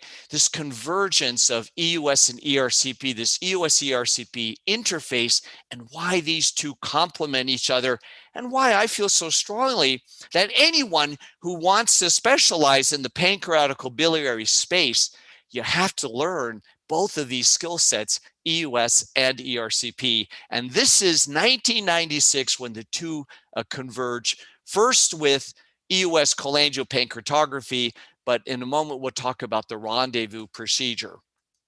rendezvous procedure. Rendezvous ERCP is what we call this. I love that word, the French name. It always makes it sound sexier, doesn't it? So this is the first report by Sean Mallory from Minnesota, University of Minnesota. EUS guided rendezvous drainage of obstructed biliary and pancreatic ducts, report of 6 cases. Now, what are they doing? They're basically doing what we saw before with the evolution of FNA to FNI, right? So instead of injecting contrast now, let's pass a guide wire through the FNA needle. 6 patients with failed ERCP using a 19 or a 22 gauge needle. They were able to successfully advance the wire now anterogradely, right? We're not going retrograde, at least at this part of the procedure. It's a 2-stage procedure. So we're anterogradely passing our wire into the duodenum or through the pancreatic duct across the ampulla or the anastomosis if the patient had surgery into the duodenum. And this was successful in 5 of the 6 patients. It failed in 1 patient where they were attempting pancreatic duct access. But again, just revolutionary that now we don't have to send our patient to the radiologist to do essentially what was a rendezvous technique. We'd ask our radiologist to pass a guide wire so that we could gain access retrogradely. That's if you had a nice radiologist, because often they said, no, I'll just do the whole thing myself. So you'd have to say, no, I just want you to place the guide wire and then, return the patient to me, please. All right, now let's move on to transluminal anastomosis. This is the big frontier. And it started back in 1992 with the first cyst enteroscopy. It's evolved through each of these stages where we're targeting different target organs or cavities or different applications, all the way to gastrojejunostomies and gastrogastrostomies and bypassed patients. So 1992, I was at the right place at the right time. I was with Nib Sahendra in Hamburg, and they had just delivered this Pentax CLA scope, the first of its kind. And again, 2mm biopsy, the same one Peter Villman used when he performed the first FNA. We fashioned this ourselves, continuous diathermic needle through a 5 French Teflon catheter. Not very different from how Peter did his FNAs. And we, of course, had to exchange then for a duodenoscope because of that small working channel. And then we placed a 10 French stent to drain the pseudocyst. Now, it's not like we weren't draining pseudocysts, we were, but it was limited to the pseudocyst that had a visible bulge. So if we didn't see a bulge, we couldn't drain it. And now with EUS, we had an additional set of eyes that would allow us to see the cyst and be able to access the cyst and really do what we were doing otherwise, but we could place that stent now to drain these otherwise inaccessible cysts. And this is where the Seldinger technique, once again, borrowing from our radiologists, they are using this every day in their practice, and now we've adapted, thanks to Sven Seldinger, the Swedish radiologist who first described this. This is a over-the-wire exchange technique. So the radiologists use a needle to puncture, like a vessel, for example. Then they place the guide wire, and then they remove the needle, replace it for a dilating catheter. They dilate up the tract, and then they place their stent, the therapy then. And yes, it seems so obvious today. We're doing this all the time. But remember, these are huge innovations. These were big leaps in our ability to accomplish things we couldn't accomplish before. So thanks to Sven Seldinger, we started to apply that technique. So now we come to the first colodocal enterostomy using the Seldinger technique. So we were draining pseudocysts using the Seldinger technique. That was starting to become more mainstream. But now we started to go beyond pseudocysts, which, as you know, are adherent, nearly always, because of their chronicity, because of the chronic inflammation, to the bowel wall. And we have Mark Giovannini, who performed the first colodoco enterostomy using the Seldinger technique. So he first did bougie dilation, then over-the-wire exchange for a duodenoscope, and placed a 10 French stent. But he did note in this first case report, the main problem is the risk of leakage of bile into the peritoneum. And a year later, we have the report from Eric Francois, together with some other collaborators. So this was actually multi-center, the first pancreatical enterostomy. So basically the same concept here, using the Seldinger technique to place a stent into the pancreatic duct to drain it, with special note that a special device is needed for this. So you can't just use an FNA needle to gain entry or access to the duct. Here you had to use diathermy. You had to use heat to actually penetrate through the pancreas, which was chronically indurated due to chronic pancreatitis. It was fibrotic, to gain access, and then place your stent for drainage.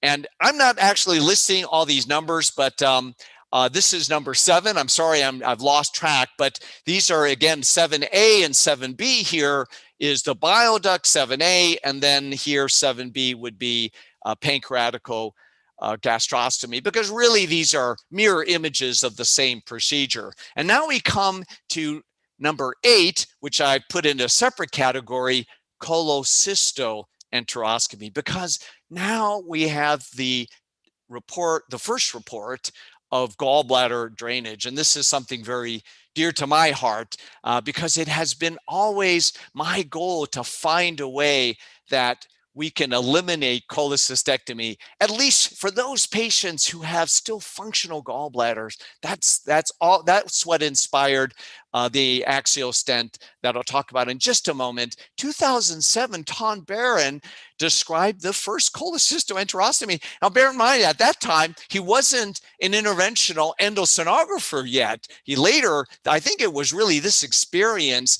that inspired him to then learn EUS. He was draining pseudocysts actually only endoscopically, but he worked together with Mark Topazian. He was the interventional endoscopist at the Mayo Clinic, and they described the first report of transduodenal gallbladder drainage in a patient who had undergone biliary stems placement and developed acute cholecystitis. So this was that first landmark report of cholecystoenterostomy.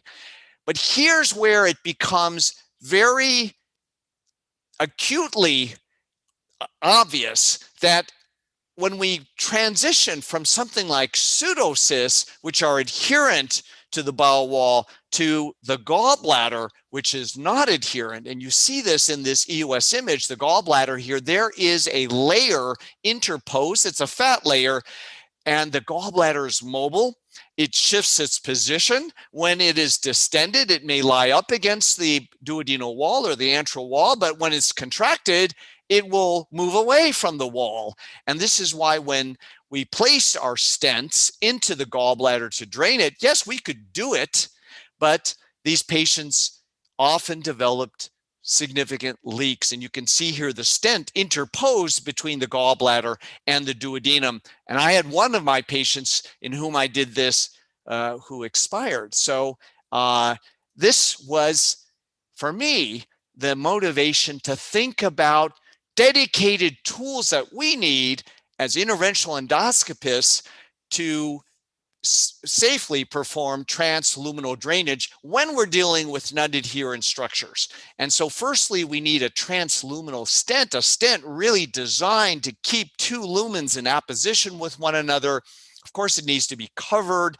It should have a wide diameter so that we can also use it as a port to perform transluminal interventions. We really want to extend our reach, the reach of the interventional endoscopist to structures outside of the gastrointestinal tract. And we also need a stent delivery system or a LAMS delivery system that actually takes it to the next level, that eliminates Seldinger, really. It's non-Seldinger and becomes a one device, one step technique. And why do we need this? We need this because we are performing a perforation when we go transluminal. So unlike the radiologists where they don't have to be as concerned about leaks, we need to be concerned because we are coming from a contaminated cavity, the stomach or the duodenum. It's contaminated. So we're asking for trouble if we get a leak. So we need to be able to access the target lumen with an already stent-loaded catheter, and that catheter needs to plug up the lumen the entire time to prevent any leakage. So this is what inspired me to develop the lumen-opposing metal stent and the electrocautery enhanced delivery system. You can see some of the diagrams from that early patent. This is back in 2005. So this is something, the gears had been working in my mind the whole time, but it was all inspired from my daily work, the struggles, the complications, some of these procedures going on for hours. I mean, pseudocyst drainage used to take sometimes hours to do. Some of you know Tom DeSimio, and Tom was my nurse for many years. So sorry, let me just get this back into the middle. He was my nurse for many years, and we worked into the late hours of the night. He was the only nurse that would not leave before I left. He was by my side for every ERCP or pseudocyst drainage. And that's why I asked him to help me when I was developing the axial stent and started Xlumina to be the trainer for you guys so that you could benefit also from what I benefited from, which was just an amazing nurse assistant.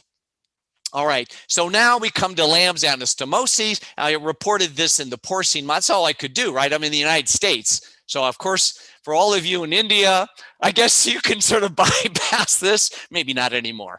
But I back at that time, there's no way that I could do this in patients. So I was limited to just animal models. And, I spent all my weekends in the animal lab. But look, this is the proof of concept showing that we could hold two lumens together and we could seal off the tract without any leak at all. And it could serve as support to drive our endoscope through the lambs, through the axios into, and this was the gallbladder that I was using as my surrogate for a non-adherent organ. Later, I used the small bowel and described the first porcine gastrojejunostomy. So, and that's now becoming more mainstream as well. So the first, I have to give credit to Takao. Takao was an advisor for Xlumina. I brought him on board very early because of his just exceptional technical skills. And he's also an innovator, as you know, came up with the double balloon technique for gastroenterostomy, many other innovations. So thanks to Takao, we were able to do the first pilot study in patients, what we call first in man, should be first in human, of course, first in man studies, FIM. And with great technical success, Takao was doing the procedures, but I got to be at his side to assist him. And we placed the axios in 20 patients, 10 pseudocysts, 5 gallbladders, with just remarkable results. And we performed transluminal interventions in 7 patients with no complications. And these stents were removed without complication after a median of 35 days. Some of his patients refused to allow him to remove the lambs because they were just so happy to be pain-free or symptom-free.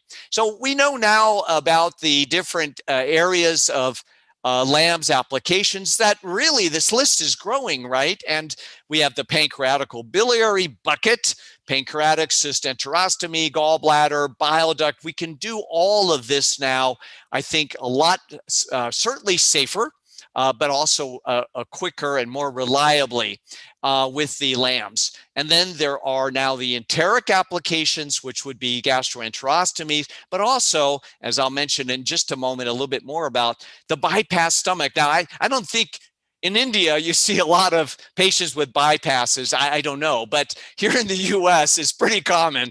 A lot of bypass stomachs out there. So the ability to perform gastrogastrostomy to then, and here we come again with the interface EUS ERCP, the convergence, allow us to do ERCP in the standard fashion. And then we're even seeing, of course, now this is the irony, this was developed so that we have a dedicated tool for EUS guided transluminal drainage and not having to use off-the-shelf tools, biliary stents for off-label use. And now they're using the lambs, which of course is approved by or cleared by the FDA for transluminal applications. Now we're using it off-label for luminal applications, pyloric stenosis, and short strictures.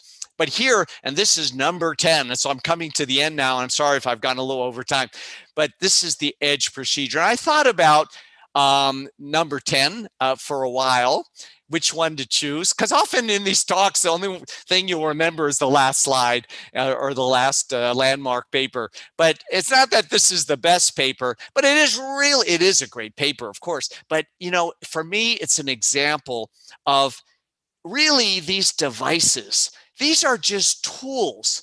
And one of the bones that I have to pick with the FDA is that they require us to specify what the intended use is, what application. And I think we just need to be able to develop tools, and then we let the doctors decide how they want to use that tool. But this is the EDGE procedure, and this is Michel Kaela and his group, and they were working on this for some time now. And this EDGE procedure allows us to now go through the patients for the gastric pouch to enter into the remnant stomach here, into the patient's native stomach, and then perform ERCP in the standard fashion. We're using the LAMS as our port to gain access to the remnant stomach. So perform a gastrogastrostomy, and they were able then to perform ERCP. So we're taking the shortcut, and I think this has become pretty disseminated now in many practices. And so I really would like to give Michel Kaela and his group credit for this innovation. And of course, there's so many other papers I really wish I would have had the time to discuss with you. But let me just end with this slide. The GI tract is really a window to all organs. You know, we talk about being universal and about universal endoscopy and being universal endoscopists, but really we have the universal window. We can access all the major organs. I didn't bother to put the brain up there, but you know, from the nasal cavity, we can access the brain too. Who knows? We might be doing pituitary biopsies soon.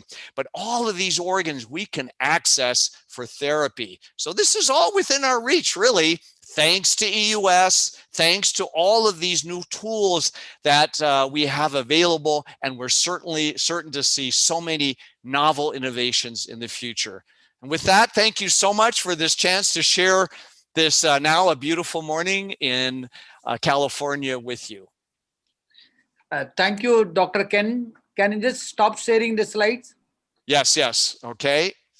Hold it. Before I hand over the mic to Dr. Sandeep and Amal and Gokul and Sabari, 1993, the kind of passion and esteem you had, I thought it would have gone down by now, but it has gone in multiple fold, and it's the same passion and the esteem.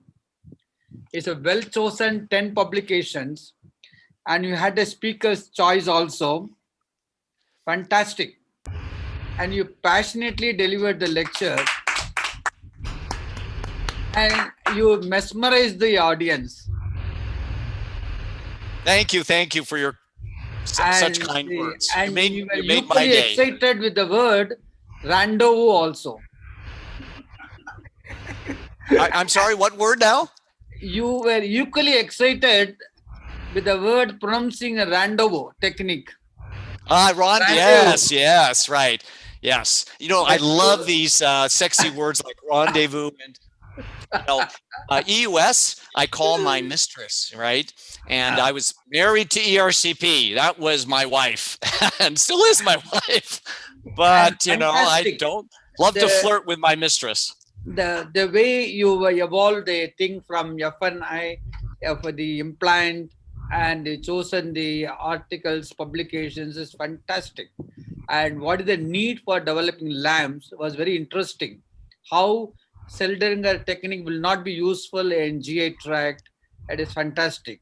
Now you and Dr. Noria will be there, and I hand over the mic to Dr. Amal and Sandeep, Gokul, and we from our side, Dr. Gokul and Sabari.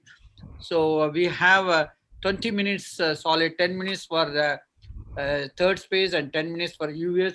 We have 120 questions. I don't think we'll be able to take up all those questions. I will send those questions to you in case you find time. you can email to the delegates. But it's one of the fantastic thing. The last one, I'm glad that you are going to leave behind the brain also. And of course, there is no GA tract in the near the brain now. Otherwise, you would have taken up any treatment in the brain also. There Okay. is the nasopharynx. We'll be sticking needles up in there. You'll see. Okay. Now the platform is open for Amal, Sandeep, Dr. Noria, and Ken.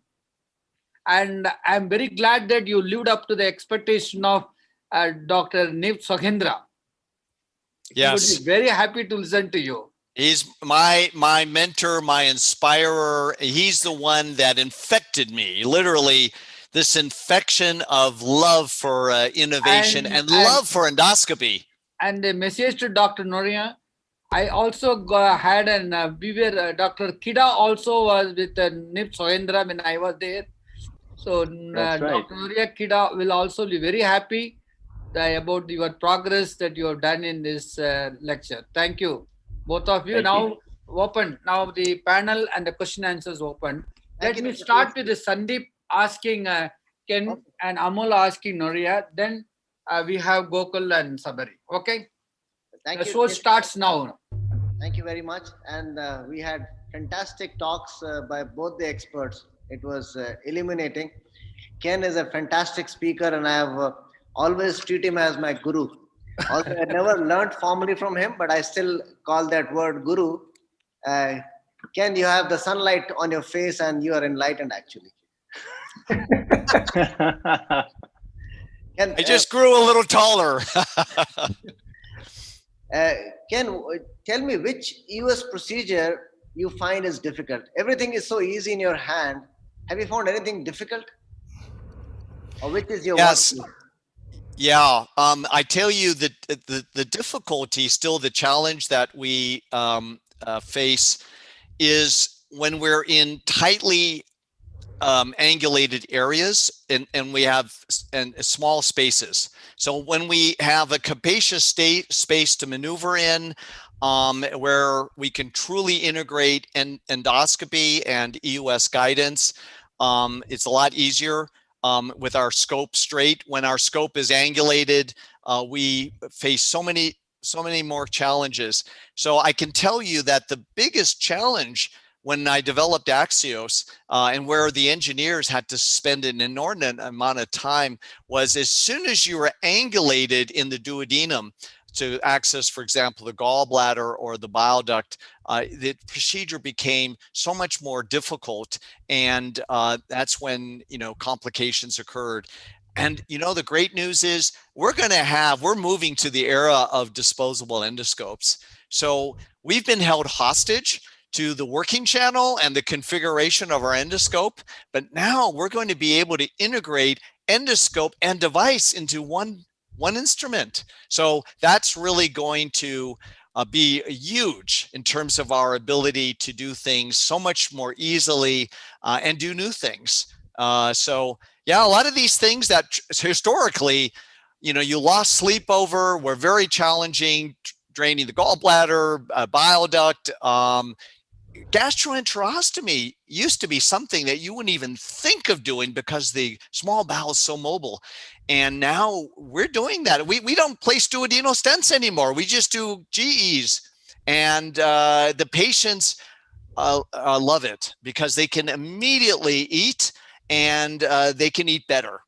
Really because the food goes directly into the more proximal part of the stomach and goes through the gastroenterostomy.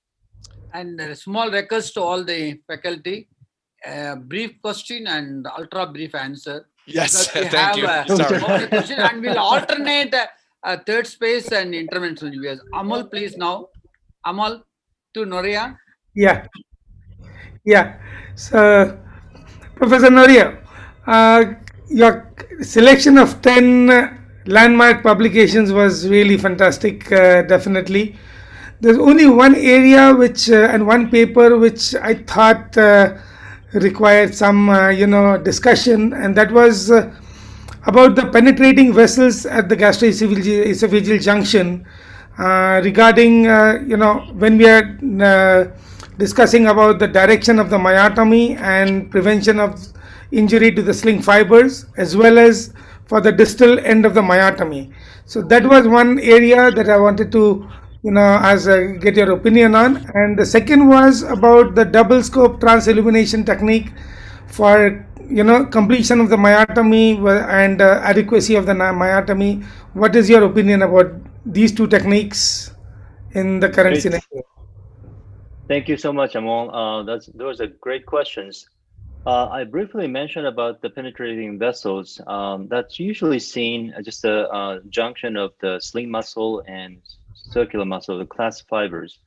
And what we want is to just cut the class fiber at lesser curvature. So those two vessels can be a marker to direct as well as to complete the myotomy towards the cardia, because they found that the cutting down to the second penetrating vessel was adequate more than 90% of time without with the double scope technique. So that may eliminate double scope technique. Now, double scope technique, you really enlighten you on the direction, where you're going. You think you're going to the right direction, and frequently you found it's too much posterior, too much anterior, and we can stop the guesswork how much in the cardia we're cutting into. So I think as a double scope technique should be more utilized, especially at the beginning, the starting phase, to ensure that your technique is sound, direction is right, the adequacy is enough. So I'm sorry, I want to make it short, but this last comment is how much into cardia you should cut. Right. Traditionally 3 centimeter, but now we're seeing it's probably shorter is adequate, right? So maybe 1 to 2 centimeter if you cut the lower esophageal sphincter complex is adequate. So the double scope technique may ensure it goes through, but not too much. So thank you. Over to Sandeep. Again, in the present day scenario, when we have patients with pancreatic fluid collections, we have this excellent stent Axios, which is very super efficient. But do you ever use now plastic stent, and in which conditions? Yeah, so a very controversial a topic here. And I think conceptually, you can certainly argue because of cost issues to use a plastic stent for a pure fluid collection. So what we call a pseudocyst. So pseudocyst, as you know, according to the revised Atlanta classification, is purely fluid. There's no necroses. So why use a LAMS for just fluid drainage? It will drain adequately through a stent. Even one stent probably is sufficient. But the reason for, I think, why I still use a LAMS, and by the way, there's no conflict of interest here. I'm not benefiting in any way from using more LAMS or anyone using LAMS for that matter. So I didn't put my conflict of interest there, but I have no conflict of interest here. I don't receive any kind of royalty or anything for this. So don't, that does not influence me. I will tell you why though. And the reason is because even when it's just purely fluid in the beginning, if there's any impedance to drainage, necroses will form, and then these patients can become septic very quickly. And the Axios or the LAMS will provide just magnitudes superior drainage and keep that lumen open, which, it takes us to a whole nother topic, which is always debated, which is, should you put a plastic stent through a LAMS or so? And I still don't do that because I don't want to compromise the lumen at all. I want to make sure that everything can flow through this big highway that I've created, and I don't want to impede that flow. I want to make sure that it is always open. And there's one more point here, and that is that I want stomach acid to go into the cyst, because that stomach acid is helping promote granulation and resolution of the cyst. So it's not just about drainage.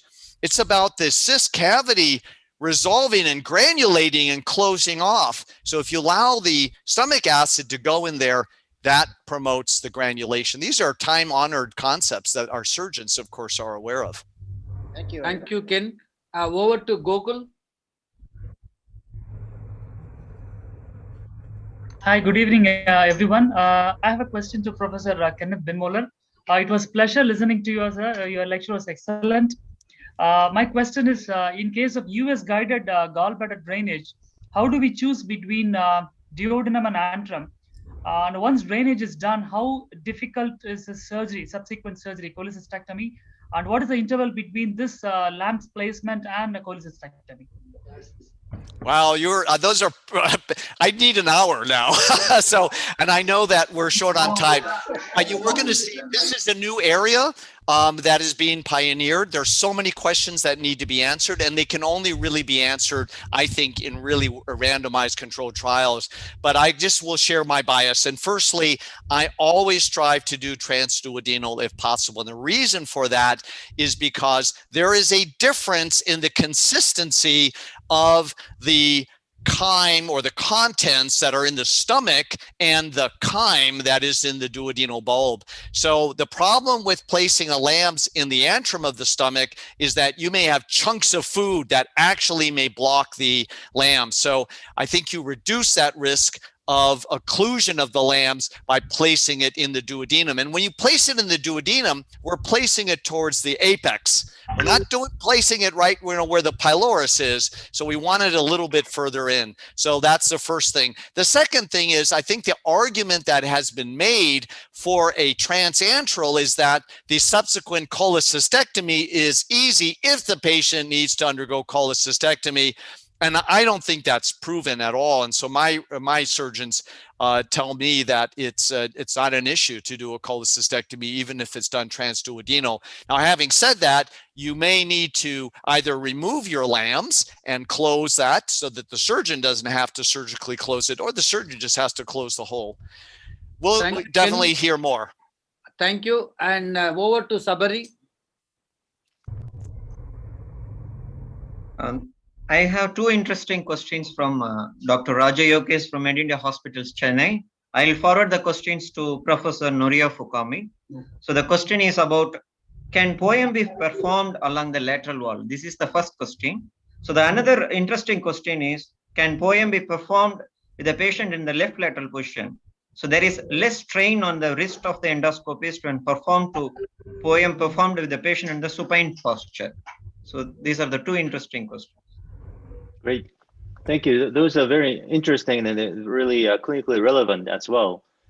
First question, lateral wall. There will be a little more surrounding structures around the esophagus in that direction. So at the same time, if you disrupt that area, there's not much supporting tissue alongside. So clinically, there will be more distension or maybe potentially pseudo diverticulum creation after the POEM. So I would try to avoid, but yes, you can do at the lateral position. If you try to minimize the circular muscle myotomy, you can avoid complication as well. But I'll caution you, those direction would cause more dilation later on. So prefer to be avoided. Second one is left lateral position. I have been doing myself left lateral position for a long time. However, direction of the myotomy can be obscured. Frequently, I was able to get into the right plane, but often I went to the different directions. And it can be challenging afterward if you lose the track of direction. So the supine position is superior because it can separate posterior and anterior precisely. So now I changed to the supine position. I think that's much more precise way to get the direction. So that's what I recommend. Thank you, Dr. Noria. Amal, over to Amal now. Yeah, I would just like to add one more point to Gokul's question. That if we do a POEM in the left lateral, the issue is if there is a gas-related adverse event which requires a needle paracentesis, that becomes difficult. So that's one of the reasons. And also, in a lateral POEM, the pleura is very close to the esophagus, and there is a higher chance of you damaging the pleura. So that is one thing. Okay, over to my next question to Dr. Norio. if if TSC is going to does another meeting, say about 5 years or maybe 10 years later, what do you foresee as the main important third space endoscopic procedures which are going to continue through? Because see, in the last 10 years, I think poem is relatively well established. I think G poem is on its way, but most of the other procedures are quite still, there is not much of randomized studies and data is still very conflicting. And because of that, which of these procedures you think will be the, thing of the future? Yeah, what is your opinion about this? Well, I wish I had the crystal ball. I know. It's very difficult. G-poem, there's always the indication can be challenging. So if we can separate responder, non-responder, then G-poem is going to be a really established role in the gastroparesis. But the major difference between poem and Heller's door fundoplication is the fundoplication part. So I think Haru is hitting the right spot. Adding a fundoplication may make the Hellers obsolete. That's one possibility. However, the poem doesn't cause reflux in 100% of time. So we really need to see who's going to be at risk. We try to see the BMIs as a possibility, obesity, associated. Also, the hiatal hernia, presence of hiatal hernia, those patients may need to have the fundoplication. So risk stratification is the key.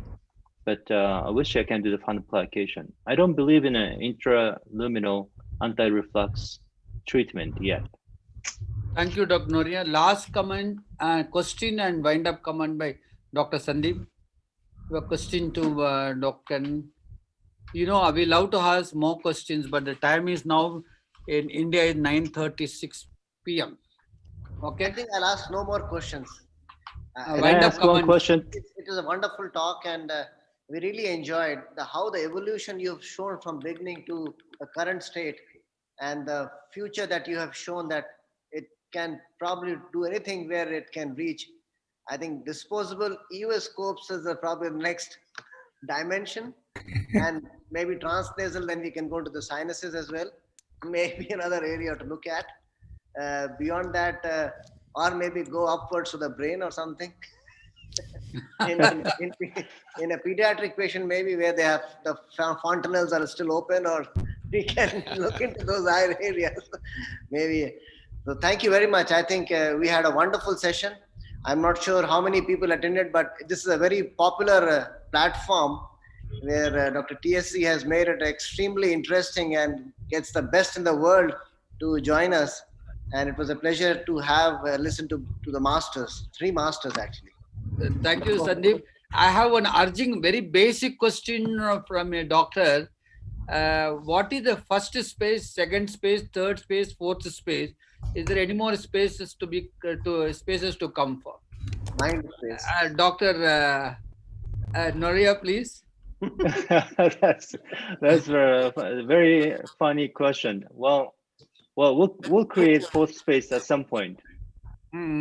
What is the first space? We would not know. I do not know what the fourth space is. What is, Amol, your comment about this? Well, I think fourth space, one can either say, the cholangiopancreatography or the cholangiopancreatoscopy can be considered as a fourth space, although some people call it also the second space. We don't know. But I think there's no clear definition of a fourth space currently, and probably time will tell whether we can see. It's probably something like the fourth dimension. It's probably virtual or imaginary. So that is what probably we can think about. Okay, dear faculty, Dr. Sandeep, Amal, Dr. Noria, and Dr. Ken, we have been doing monthly one such webinar and being attended over 3,000 delegates from all over the world. So we are going to end up before the formal vote of thanks. 5 minutes, a victorious song sung by our organizer. So just we want to end it like that. So we will take off on March. Then we'll restart in April some other platform and some other new innovative idea. Like Ken and Noria and all of you innovate. We also innovate various other platform also. Now over to Mrs. Pranita. Are you ready? Just listen to the song. Hi. Yeah. Hello, This is everyone. the- Good evening. And Mrs. Pranita is from Microlab. She's a Microlab. She's one of the employee from the sponsoring academic partner. And we want to end up our eighth webinar, 8th edition in a victorious manner. Yes, over to you. This is a multilingual victorious song. I think all of you will enjoy this. Yes.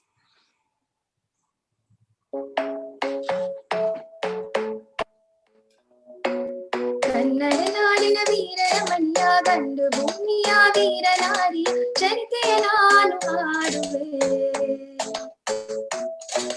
Mustafa Mustafa ನೋಂದರಿ Mustafa column ನಮ್ ತೋಳಂ ಮುಸ್ತಫಾ என்ன सोना क्यों रब ने बनाया ना सोना क्यों रब ने बनाया बंधना जन्म जन्म बंधना हम तेरे बिना अब रह नहीं सकते तेरे बिना क्या वजूद मेरा तक तैया तैया तैया तैया तक तैया तैया तैया तैया तक तैया तैया तैया तैया तक तैया तैया तैया तैया Lord, you know I want your love is I need for somebody like me. Come on now, follow my lead. I may be crazy, don't mind me. Say, boy, let's not talk too much. Grab on my hands and shake that body on me. Come on now, follow my lead. Come on now, follow my lead. I'm in love with you, baby.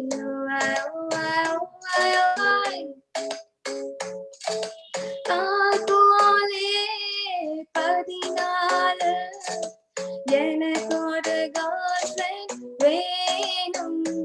कभी कभी अदिति जिंदगी में नहीं कोई अपना लगता है कभी कभी अदिति वो छड़ जाए तो एक सपना लगता है यारे को काडली ऊरे हो डाडली ನಿನ್ನ ನೆಮ್ಮದಿಗೆ ಭಂಗವಿಲ್ಲ ಎಮ್ಮೆ ನಿನಗೆ ಸಾಟಿ ಇಲ್ಲ ಕರುನಾಡ ತಾಯಿ ಸದಾ ಚಿನ್ನೈ ಕರುನಾಡ ತಾಯಿ ಸದಾ ಚಿನ್ನೈ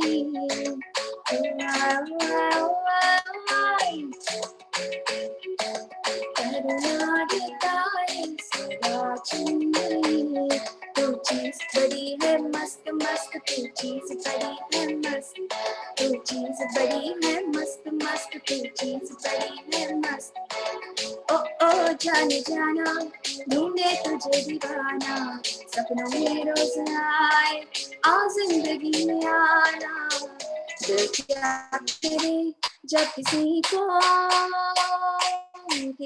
से प्यार हो जाए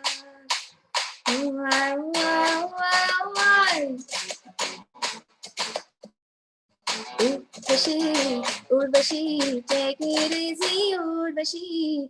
Usipola, உடம்பு இருந்தா தேவையல்ல pharmacy. I'm in love with you, baby.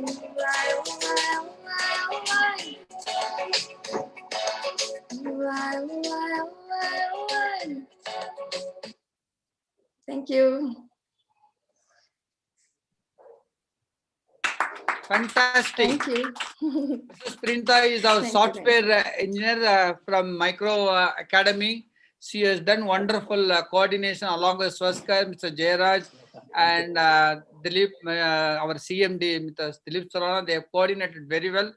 And the question to Ken, did you understand anything? I guess considering I've been to India many times, I should have, but no, What the about, English parts, of course. Yes, Dr. Noria, very did nice. you understand? Dr. Noria, did you understand the song? No, just only English The- part only. The third space was Was more beautiful. easy to understand than this language, no? Anyhow, thank you very much. I have a formal vote of thanks by my colleague, Dr. Gokul. Is just after that we'll sign off. Yeah, good evening, everyone. It is my pleasant task to thank each and every one of you for the wonderful academic feast we had this evening. This concept of landmark publications in gastroenterology is a brainchild of our chief, Professor Dr. TSC. Thank you, sir. I am pretty sure that the delegates who have listened to all these 8 episodes of webinar would have been immensely benefited by all the deliberations and the discussions that have happened in a variety of topics. On behalf of MedIndia Hospitals and Academy, I would like to profusely thank and offer our appreciation to Professor Douglas Rex, who accepted our invitation to give the MedIndia Oration on colonoscopy and its perspectives. Thank you, sir. It was very informative and we learned a lot from you. We thank Professor Norio Fukami for accepting our invitation to give the talk on third space endoscopy. It was very interesting to know a lot of facts from third space endoscopy, sir. We know how it evolved over a period of years, starting from how a submucosal cushion was created and finally to how it evolved to all the therapeutic procedures in third space endoscopy. We thank Professor Kenneth Binmoller for accepting our invitation and for delivering the presentation on Intervention EUS. It was truly inspiring, sir, to hear from an innovator like you. It was really inspiring to know how you invented the power shot device, finally to hot axios, which has got a immense therapeutic potential. Thank you very much. We thank our panelists, Professor Amitabh Chak, Professor Sandeep Lakhtakia, and our Amol Bapai for giving their thoughts, wisdom, and also for providing invaluable inputs from the rich clinical experience. Thank you, professors, for making the discussion interactive and very interesting. This program would not have been possible but for the unrestricted educational grant from Microlab Academy. I would like to thank Mr. Jairaj, Ms. Pranitha, and Mr. Shwakshar for their support. Pranitha, you have got an excellent voice. That mashup song was something superb. Congratulations. I thank my colleagues, Dr. Prasad, Dr. Satyamurthy, Dr. Raji Yogesh, and Sabarinathan for all the support, and our technical staff, Mr. Sivanandam, Mrs. Selvi, and Ms. Priya for their inputs and support. Last but not the least, I thank all the participants who viewed this program. I'm pretty sure that the discussions, the scientific papers would guide them in making appropriate clinical decisions in their practice. I'm glad to inform that all the 8 webinars, the publications that have been discussed would be compiled into an ebook and would be sent to all the members of the ASCG and ASGE before a complimentary physical copy would be handed over to them. Thank you. Thank you very much. Thank you one and all. Thank you very much. Thank you. It calls for a big round of applause for all faculty. The speakers, moderators, 8 webinars, 8 editions in a row on 10 landmark publications in gastroenterology, maybe first of its kind. I thank you. I salute all the people who participated, made it very successful. Thank you. Thank you. Thank you. Thank you. Bye-bye. Good night. Ken, have a good day. Good night. Have a great day, everybody. Thank you. Yeah.